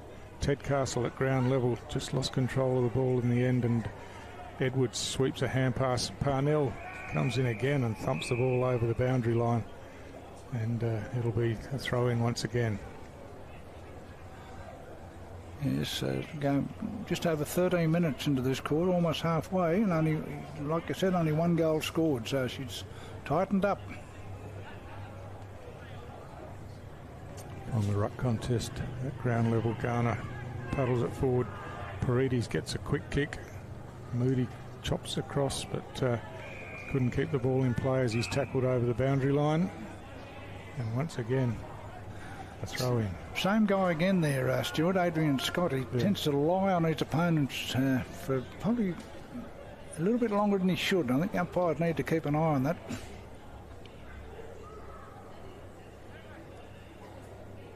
So Stas gets the hit out over the back, and now just kicked out into open space. The foot race is on here as it's Kennedy and Offermans. Offermans picks it up. Kennedy tackles him and gets support from Henderson. So Kennedy kicks forward once again and found Emery. Emery chips inboard to Philo.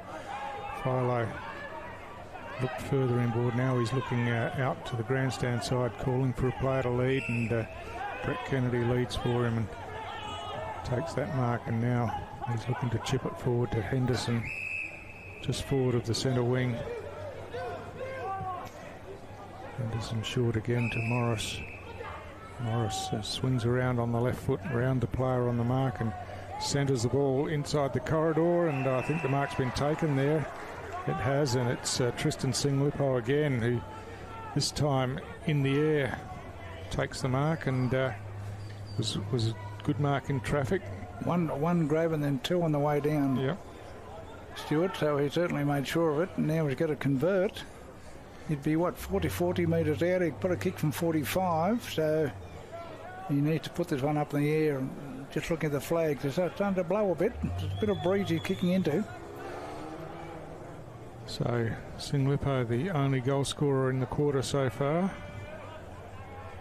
Comes in, kicks on the way, it's swinging back nicely. It's going right through the middle, and beautiful goal. He's celebrating once again, and so Nightcliff just putting a bit of space between themselves and St Mary's in this third quarter. I think the game plan's probably working just to tighten the game up and then try to score on the break, and that's what they've done that time. Done very well. It was a very nice mark from Lippo. Did everything right then. Took a big mark in the forward line, went back and coolly converted, kicking into the breeze. That's his third, and Nightcliff's ninth. 9-5-59, plays 6-5-41. 16 minutes gone in this, what they call the championship quarter, Stu. Yeah, and Nightcliff looking like the champions at the moment. I'm not sure what's happening here in the centre. Nightcliff haven't got their setup right. They're one short in the forward 50 and one extra in the defensive 50, I think. So Nyhouse has wandered into the middle, and someone's gone back. Someone's gone forward, sorry. So St Mary's had manned up on them, and they had an extra as well. Yes, they can't count sometimes, these footballers.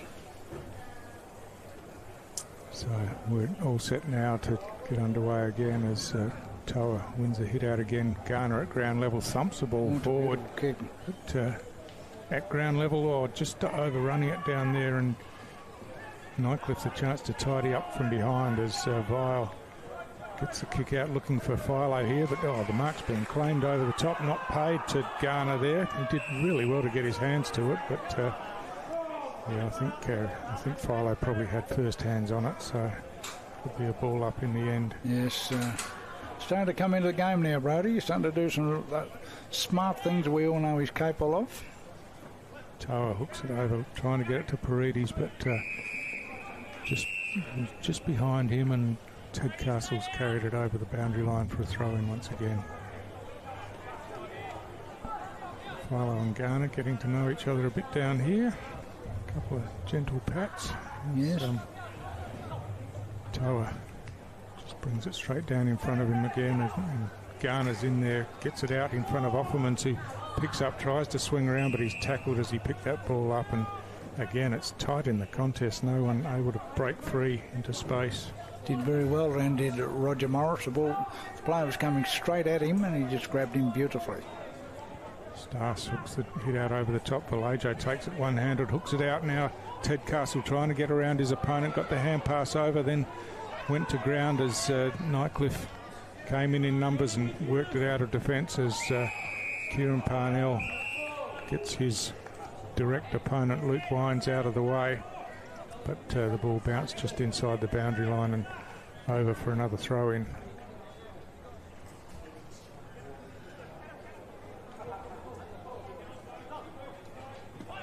Toa with the left hand got it down to the advantage of Garner, but again he's tackled straight away when he's taken possession of the ball. Yes, they're not giving the St Mary's players any room to move, Stu. I think that's very important. Yeah, it's exhausting stuff, isn't it? Just really physical contest at the moment as Paredes picks up and bangs it on the boot down towards half forward. No mark taken as Moody at ground level tries to get the hand pass over the top. Eventually it spills out in front of Rinaldi, who gets it to Moody. He swings a hand pass to Vile, who gets it forward to Kennedy, but he bounces off one tackle, then gets tackled, but the tackle was high, according to umpire Noonan, and a 50-metre penalty as well. A little bit lucky to get away with that, I think. I know it was technically high, but gee, there wasn't a lot in it. So Nightcliff have got the ball down to half forward, courtesy of that 50-metre penalty. as Scott sees a player out wide, and that's a good pass, finds Edwards. Edwards in short, and the mark's taken, and a chance for Nightcliff once again, and I think it's Kennedy on the end of it this time, Brett Kennedy. So he's been a goal kicker this year, has won so far in the game, but the former Banks player, of course. Yeah, that's right. But you're right, they're very patient in their build-up, Nightcliff. They're not rushing it, and against a good side like a Marriage, you've got to do that. So Kennedy kicks towards goal, and I think he's just pushed that one out to the right. So gee, that would have been a handy one. Yeah, would have stretched it out to a 4-goal margin just before three-quarter time. In the shadows, I was going to say a three-quarter time, yeah. He kicked a goal, Kenty? I think he's kicked one. Kicked one in the second quarter, yep. Ball comes out at ground level. Dylan Lant thumps it forward. There's no one forward. There's a foot race here. Ted Castle's on the sprint. He's up against his opposite number in Henderson. Henderson's going to get there first. He just hacks it straight off the ground, and picking it up nicely on the half volley was Edwards. Edwards weaves a bit and then gets the hand pass forward, receives back, and then hand passes forward. And terrific work as Darms thumps it away. He's got a player out on a long lead here, and that's a beautiful kick and mark to Emery. Emery just gets it over the top as that's cleverly done. Scooped it over looking for Butcher. He tries to get it back into play, but didn't keep it in play. So plenty of action down there as yes, they just thumped it forward, but they did it really well from defence, didn't they, Gray? Right from the back pocket, really, yeah, and Butcher just didn't get the right bounce. Butcher and Toa, ball slips over the back, and at ground level, Offermans gets the hand pass forward, but Darms just come in and got a hand to it, and then came in and laid the tackle. So Darms has had a pretty good game today. He's had plenty of the footy and has worked pretty hard. So Toa gets that one down. Saints trying to work it out of defence. They do through the hands eventually as the kick comes down. It bounces inside the centre square, bounces up high. Robinson tries to tap it to the advantage of a teammate, but it's Nightcliff who tidy up. Moody drills a pass out wide, and it's Darms again, swings around on that left boot and hooks it back into the centre corridor. Butcher's on the end of this again, got his hands to it, but should have marked that. Yeah, he had a chance to mark that one. Twycross at ground level gets pounced on by the Saints defenders, and I'm not sure what the signal is here. I think it might be a Nightcliff free kick for getting in the back. Yeah, maybe in his back. The man going back to have a shot is Jake Trycross, is it? Twycross, yeah. It's been an important one again, still. Every kick for goal seems to be important. Well, it is in a contest of this nature. Right.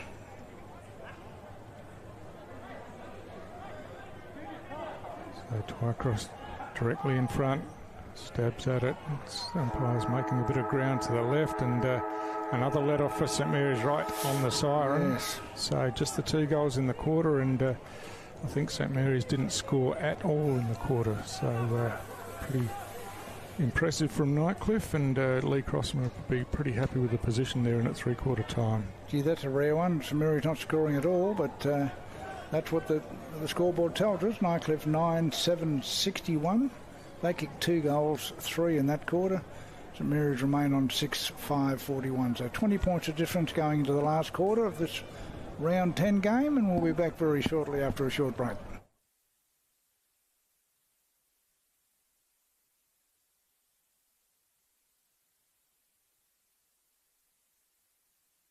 Kazali's Palmerston Club. Come and check out our cafe, open 7 days a week. Our kids club is open Wednesday to Sunday nights, including weekend lunchtime.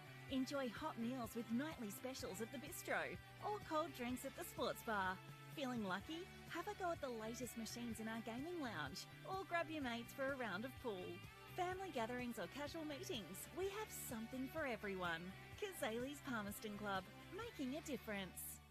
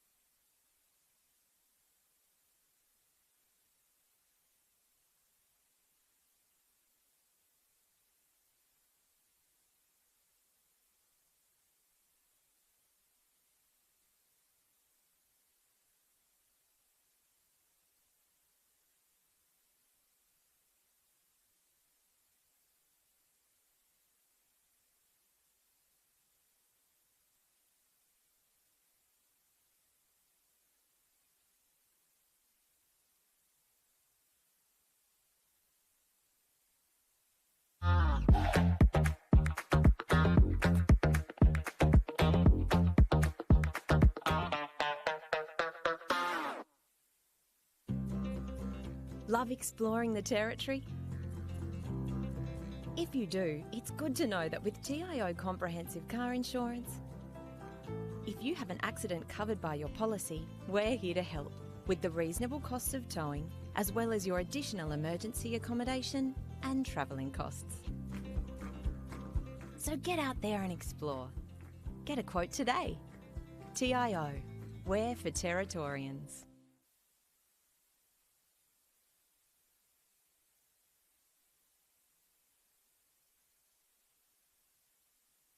Process. And a bit of constructive talk. I know it's hard, we've been all from the same footy club, but we've come together for this. Show that passion in the NT Guernsey, get in their face.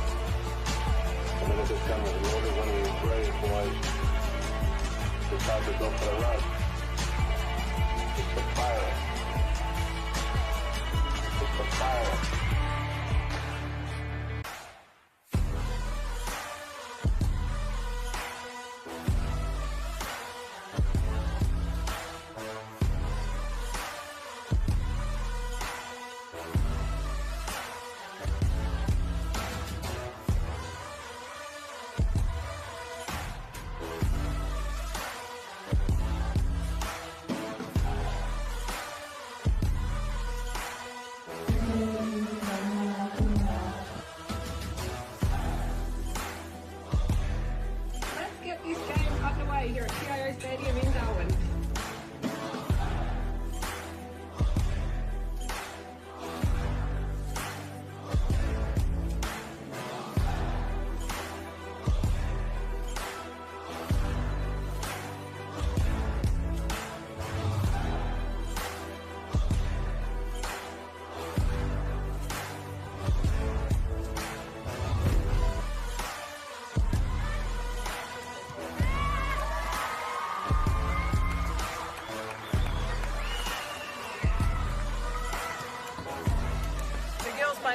Their hearts out, and obviously it's not what we play 6-6-6 and 7 on the bench, so it was a little bit different, but you know what, we can't ask for anything more. The girls put their bodies on the line and they went in and they went hard, and you know, some of it was unrewarded, but that's footy.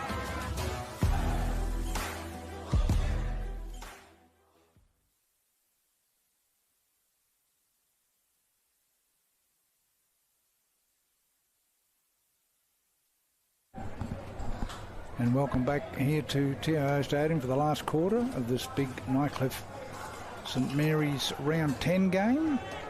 And this is AFL&T's coverage, of course. Stuart Davey, my fellow commentator, St Mary's in a wee bit of trouble. Yeah, they'd have to turn things around a fair bit from that third quarter, wouldn't they? Weren't able to score at all and go into this last quarter trailing by 20 points. It's a tall order, but if there's a side that can do it, you'd think it's St Mary's, but Nightcliff have been pretty impressive so far as we're underway again. The hand pass misses, but Philo tidies up, hooks the ball forward. Parnell going back, just spilt the mark, and then got tackled strongly to the ground. And free kick there, that'll be a ball up. He's up and jogging, no problem at all. Yes, a fairly hard tackle by Kyle. Yep. Only brought him down in a hurry. So Saints trying to wrestle it forward again, just slipped out of the hands of Garner that time, and scrambling at ground level. Paredes tackled without the ball. Advantage is paid as Hoffmans gets it out to Brown. He hands it off to Seth Harris, who has a bounce running sideways across the ground while he waits for something to kick to.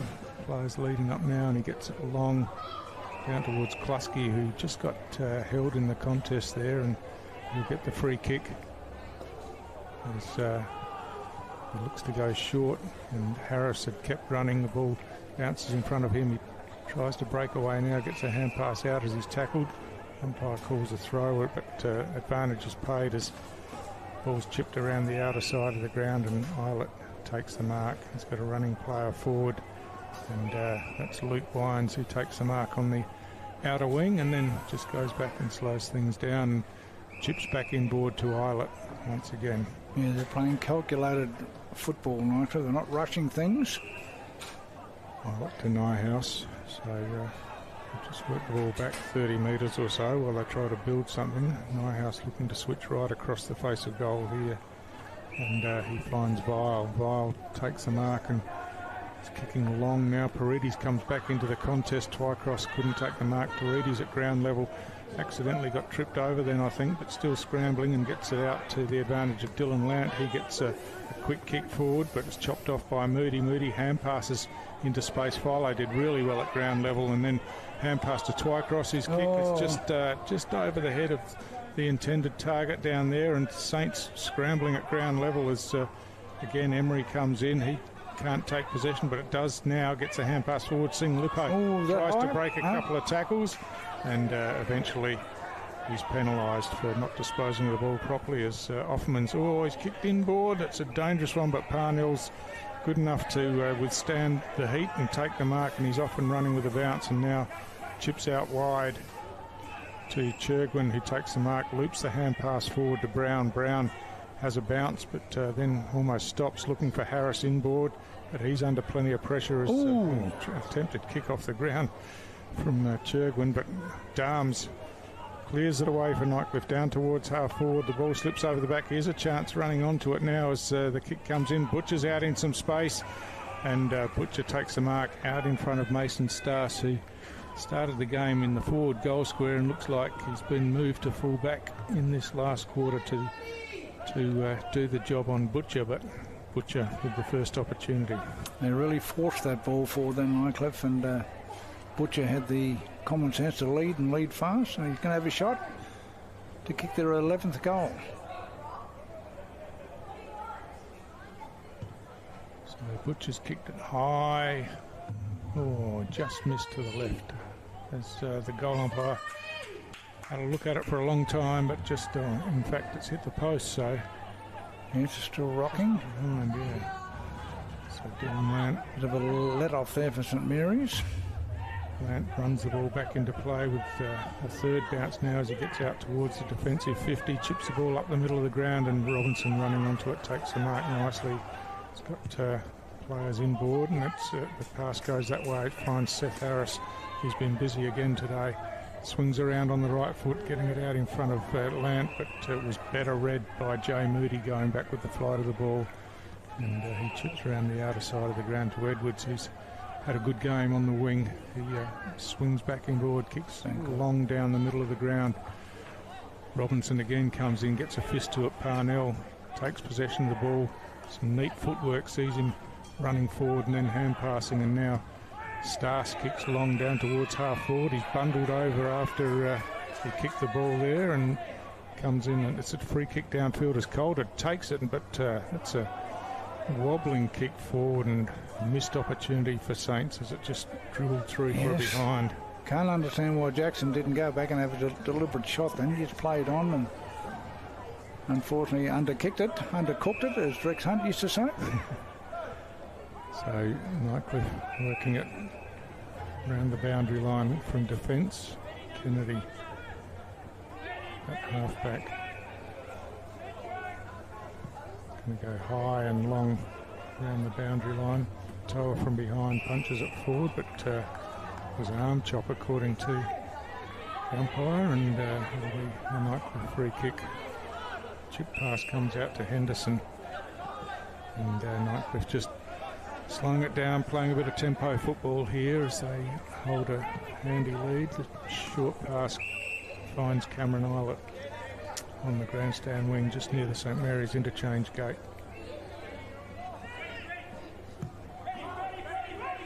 It's kicked down towards half forward, off hands, it slips over the back. Davies couldn't control it at ground level, then went back on and picked it up.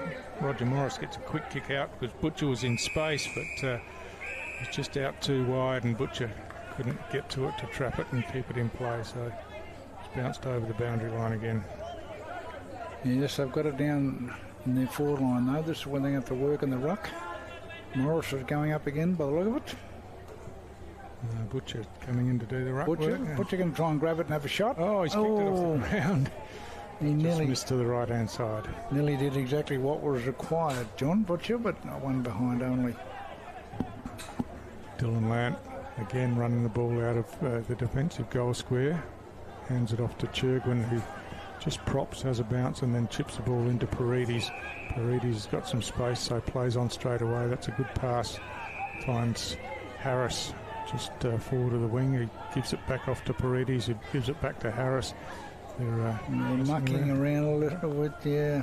It's gone long down towards full forward. Calder in the marking contest, but I think he's being held there. That's the way it's been seen. So here's a chance for St Mary's to score their first goal of the second half, with Calder having the set shot directly in front, only about 15 metres out.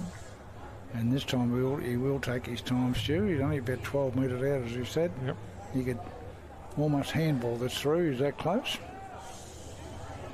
Crucial one for St Mary's as we hit 7.5 minutes in this final quarter. We've got a bit of ground to make up, and Calder's kicked no problem at all, straight through, and St Mary's first on the board in the last quarter.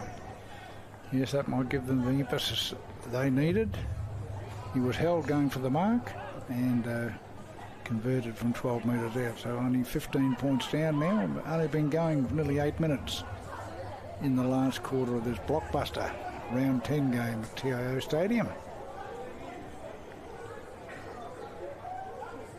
So Toa having a spell on the bench as Robinson.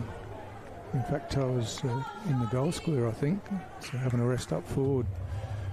So as Robinson doing the ruck work, he's been pretty good as a chop-out ruckman today. Gets his hand to the ball, and to the advantage of Garner, who was being held as he tried to run onto it. So Garner looking to go long on that left foot. He does go long. As players are lined up down there, it comes to ground. Sweeping hand pass over the top, looked a bit dangerous, but was okay in the end as the kick comes away by Norton, but it's picked off down here for St Mary's by Bertrand. He centres the ball, but again misdirected, and Zach Moody takes a good mark. He chips inboard, but that's going to be chopped off by Dylan Lant, who runs through half forward now, chips the ball over the top, finds Vallejo. He hands it off to Jack Lant, strolling through the corridor.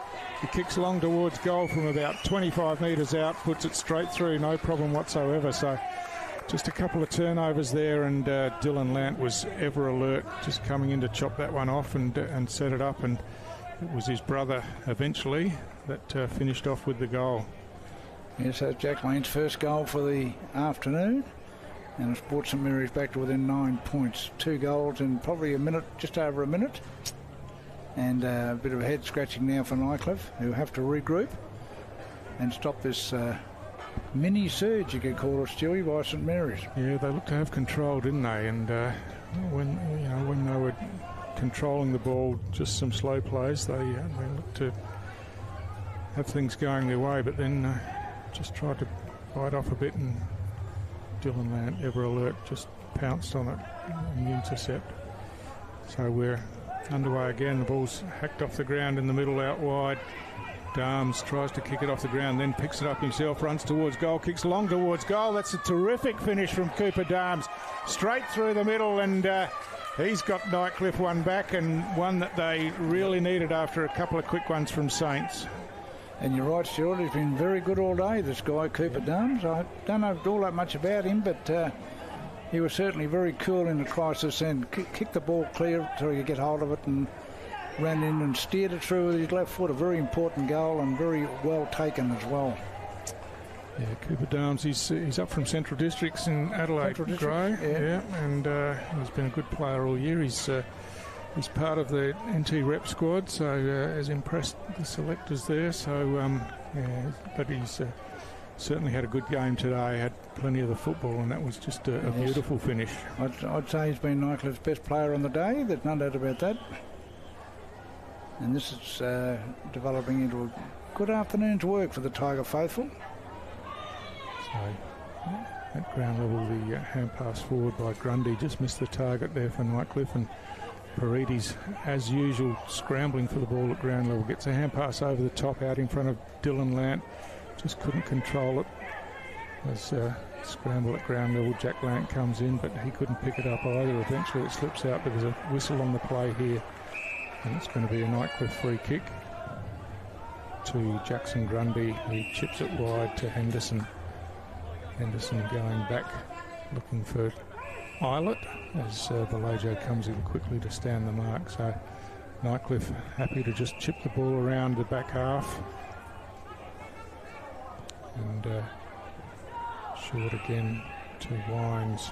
He's stepped off the mark now. He's going to be in trouble as he gets tackled. Got the hand pass out, but fortunately had some support there, and a kick comes out in front of Moody, who spilt the mark, Zach Moody that time. But Saints again get numbers around the ball. Paredes at ground level gets tackled as he takes possession of the ball, scoops it out to the advantage of Dylan Lant. He swings it onto the right foot. Calder comes in.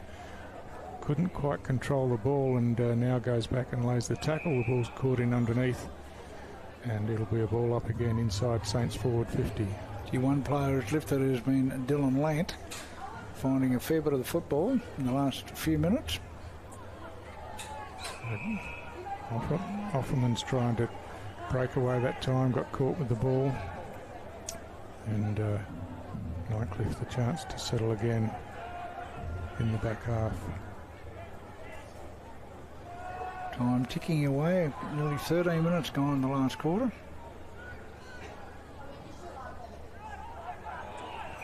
Through the centre of the ground. Just run and give, and they've worked it all the way down to full forward. Kennedy on the end of this one, got his hands to it, was forced out of his hands. Sing Lippo picks up, swings around towards goal, but couldn't bring it back this time, and it's floated out of bounds on the full. Yes, he likes those shots, young Sing Lippo, but that time he couldn't quite get that hook on it that he needed, Stu. So O'Neill gets it to Churgwin. Churgwin at half back, not sure where to go. He's thinking about hand passing over the top. Called to play on now. Kicks long down the line. Some leapers at the ball, including Calder, but Vallejo at ground level cleverly got the hand pass over the top to the advantage of Souter. He just bangs it forward, but running back with the flight of it, and under no real pressure was Luke Wines, and he takes that mark and just looks to chip short to his captain Nyhouse in the defensive 50. Once again, just a patient build-up here by Nightcliff. They're not rushing. They know that if they give St Mary's the ball, they're going to be in trouble. So it's almost keepings off. So Vile chips out wide, and that's exactly what they're doing, just chewing up the clock, chipping the ball around. And they've worked it. As we say that. Slipped through the hands of Rinaldi down there, then he got tackled with the ball spilled out, and it spilled over the boundary line. Gee, they were doing it well, Stuart, but one spilled mark, and the game opens up again. Not quite sure what happened with Rinaldi. I think he took his eye off the ball. Yeah, that's right. So I think we're going to have another go at that throw-in. Shocking throw-in. And now the ball's been kicked over the fence, so someone will have to go and retrieve it. And the umpires are told that they're not allowed to jump the fence, so in fact there's a friendly spectator. Might be a water runner, I think. Or a water boy. Yeah. He's going to pick up the ball for them. So 15 points of difference, and I reckon, Stewie, about 12 or 13 minutes left in the game.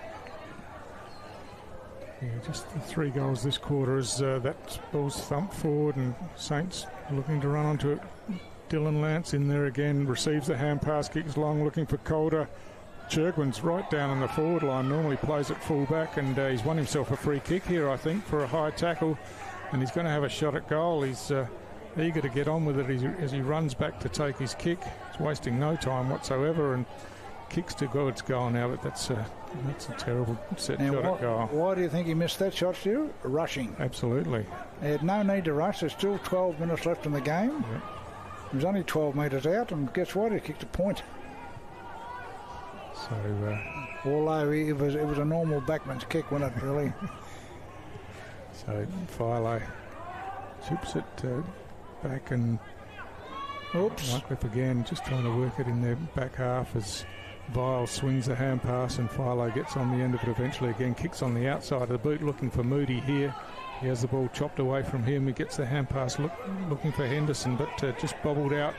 Moody hand passes over the top to Scott. Scott kicks long down the line, but there's a free kick again here, and I think it's going to be a St Mary's free kick for holding behind the play. So Mitch Musgrave it is who will take the free kick.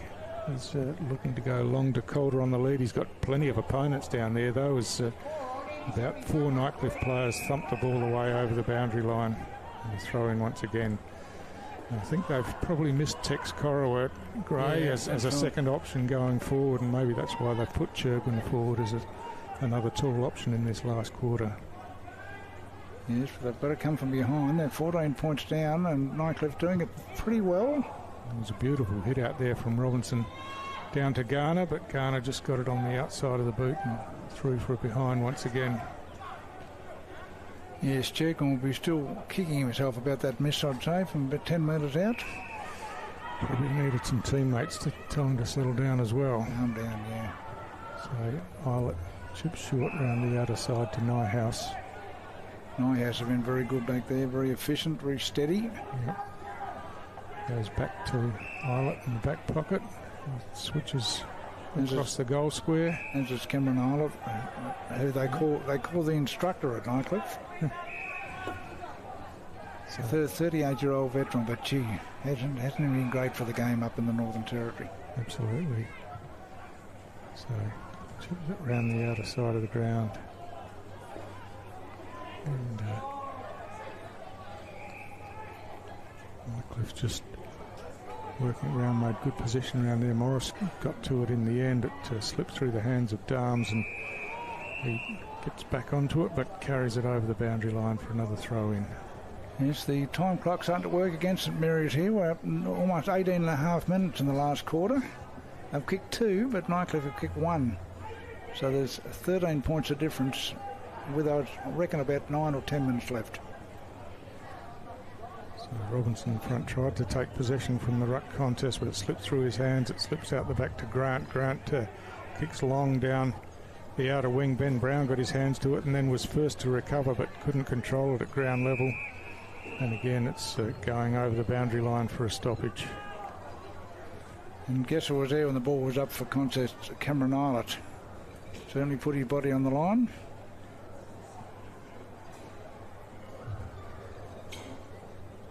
So Robinson and Morris. Ground level, Souter just thumps it forward towards half forward. Good work at ground level by Nyhouse once again, but he gets wrapped up at ground level with the ball underneath, so it'll be a ball up again. The former Fremantle Docker, of course, Ryan Nyhouse. Robinson up high, gets it down, and Garner swings around on the left, kicks long towards the goal square. Just working back there defensively was Mitch Norton once again, and got a fist to it, got it over the line for a rush behind. So an even 2-goal margin as we approach time on in the final quarter. There's some nervous minutes. He's undercooked that, but it fortunately went through the hands there of the St Mary's player. And got caught with the ball this time. This one's deemed to be a sling tackle. Sling tackle. It's Offermans who'll take the free kick. One point there telling him he's got to go further around. He didn't. Plays on now. Kicks long. Gee, look how crowded it is down there. Players leaping. The ball thumped forward, and Nightcliff at ground level get the hand pass over the top. Eilert was resolved that he wasn't going to be able to keep that in play, and just took the tackle and walked it over the line. Yes, very smart play. You're right. It's a congested forward line. So on the throw in, Musgrave just tried to paddle it forward, but again, as we look out on the ground, you can't see it on the screen, but there's no one in the Nightcliff forward half of the ground. Everyone's pushed right back. There's a couple of players inside the centre square, but they're all St Mary's forward line side of the centre as Eilert again caught with the ball. Nightcliff will put Lewis Rinaldi on Lant. Lant obviously caused him some damage. So he's been told to tag Dylan Lant in his remaining minutes. So Morris from the ruck contest kicks that straight out towards the boundary line. Scott runs onto it now, and he's off and running with a bounce back inboard. He's got players running forward. One of those is Emery, and Emery takes the mark, and he's inside forward 50 now. Has a bounce as he gallops towards goal. Has a second bounce as the defenders close in, but he's made it all the way and kicked it from a couple of metres out, and you would have to think, Gray, that that'll be the sealer in this game. Yeah, it's amazing. The same thing happened a couple of weeks ago when they played Southern Districts. Emery found himself in a similar position, but some great play there by young Scott. He used his leg speed, bounced it twice, saw he had an option, gave it to Emery, and they worked it right from the back pocket then too, Nightcliff. So a deserved goal, and that's only Emery's, in fact, his first goal, yeah. And a very important one to put some, 19 points up with about 5 minutes left, Stu. Yeah, that's right, and they just soaked it up in defence, didn't they? And then broke when they had the chance, and yeah, terrific by Scott just to take it on and break it open, and got the ball over the top to Emery, who made the space and backed himself in by running and carrying with the ball himself. That was very good, and you just mentioned a minute before that there was no one in the Nightcliff forward line, so he had plenty of room to run into Kyle Emery. Plenty of space as well. So 11 goals, 9 to 8-8. Robinson again wins the hit out, but Nightcliff at ground level. Cox on the outside of the boot kicks it towards the outer side of the ground and space. Parnell tries to tap it forward to Grant but couldn't find him, but Darms is there, hooks the hand pass over the top to Grundy. Grundy got caught with the ball, and now Saints looking to move it quickly, but they're going to have to go back behind the mark here. And it's Kieran Parnell to take the free. Chips inboard, but again, yes, umpires aren't happy, and he's going to have to go back behind the mark.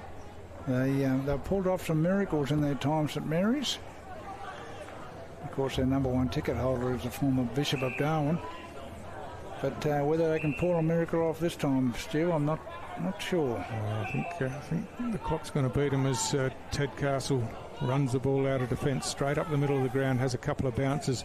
Now kicks long, looking for Harris. It's a good pass, and Harris takes it in the hands. He's looking to give it off, but the Nightcliff defenders have streamed back, and now he kicks long, looking for Calder. He's outnumbered again, and easily done as Butcher's work back, and he takes the chop-out mark. And he's not a happy chappy either, no. Jackson Calder. Called for a long, and they only went halfway long. Kennedy round the wing to Scott. Scott chipping back inboard, and Moody takes the mark. Zach Moody. And you're right, Stuart, a second successive loss to Nightcliff is on the card for St Mary's. They're not going to be a happy club, you think? Parnell at ground level doing terrific work, and Lamp responds. So Parnell will win the free kick here for high contact. Something's happened here. What's umpire Nen doing here?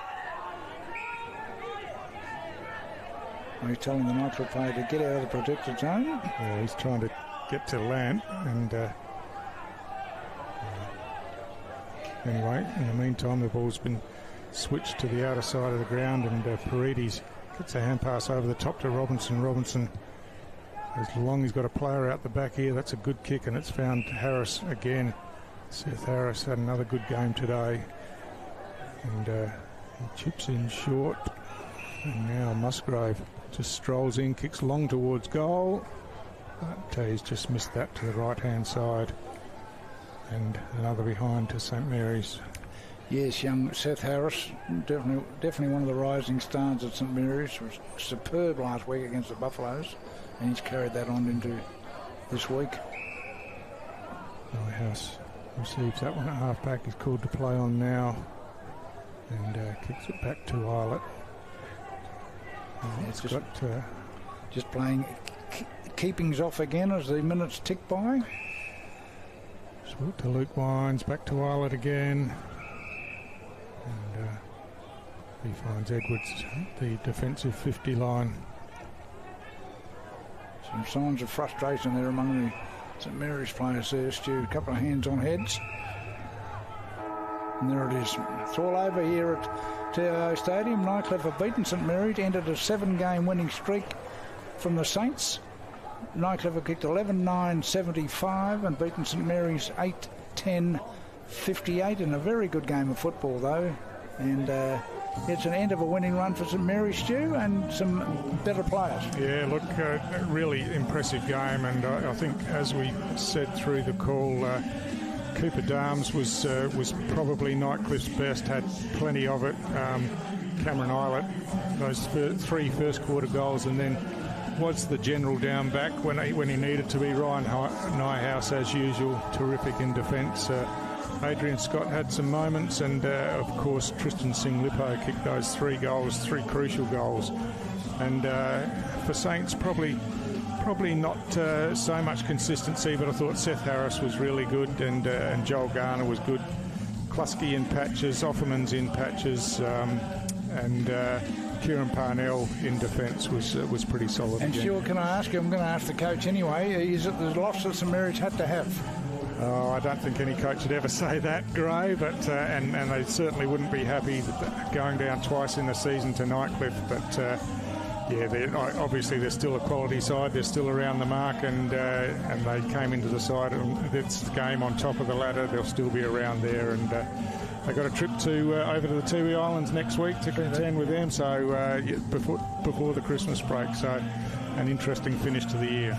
All right, so that's AFL&T's coverage of this round 10 game between Nightcliff and St Mary's. Nightcliff beating St Mary's for the second time this season, and we will see you shortly for the Pint Buffalo game.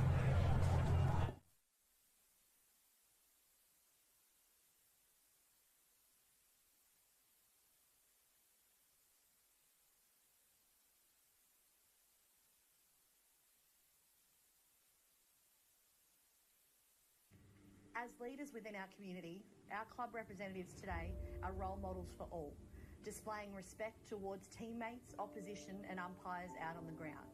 We'll continue to be brave and call out disrespectful behaviour that we witness, and we'll continue to create a safe environment within our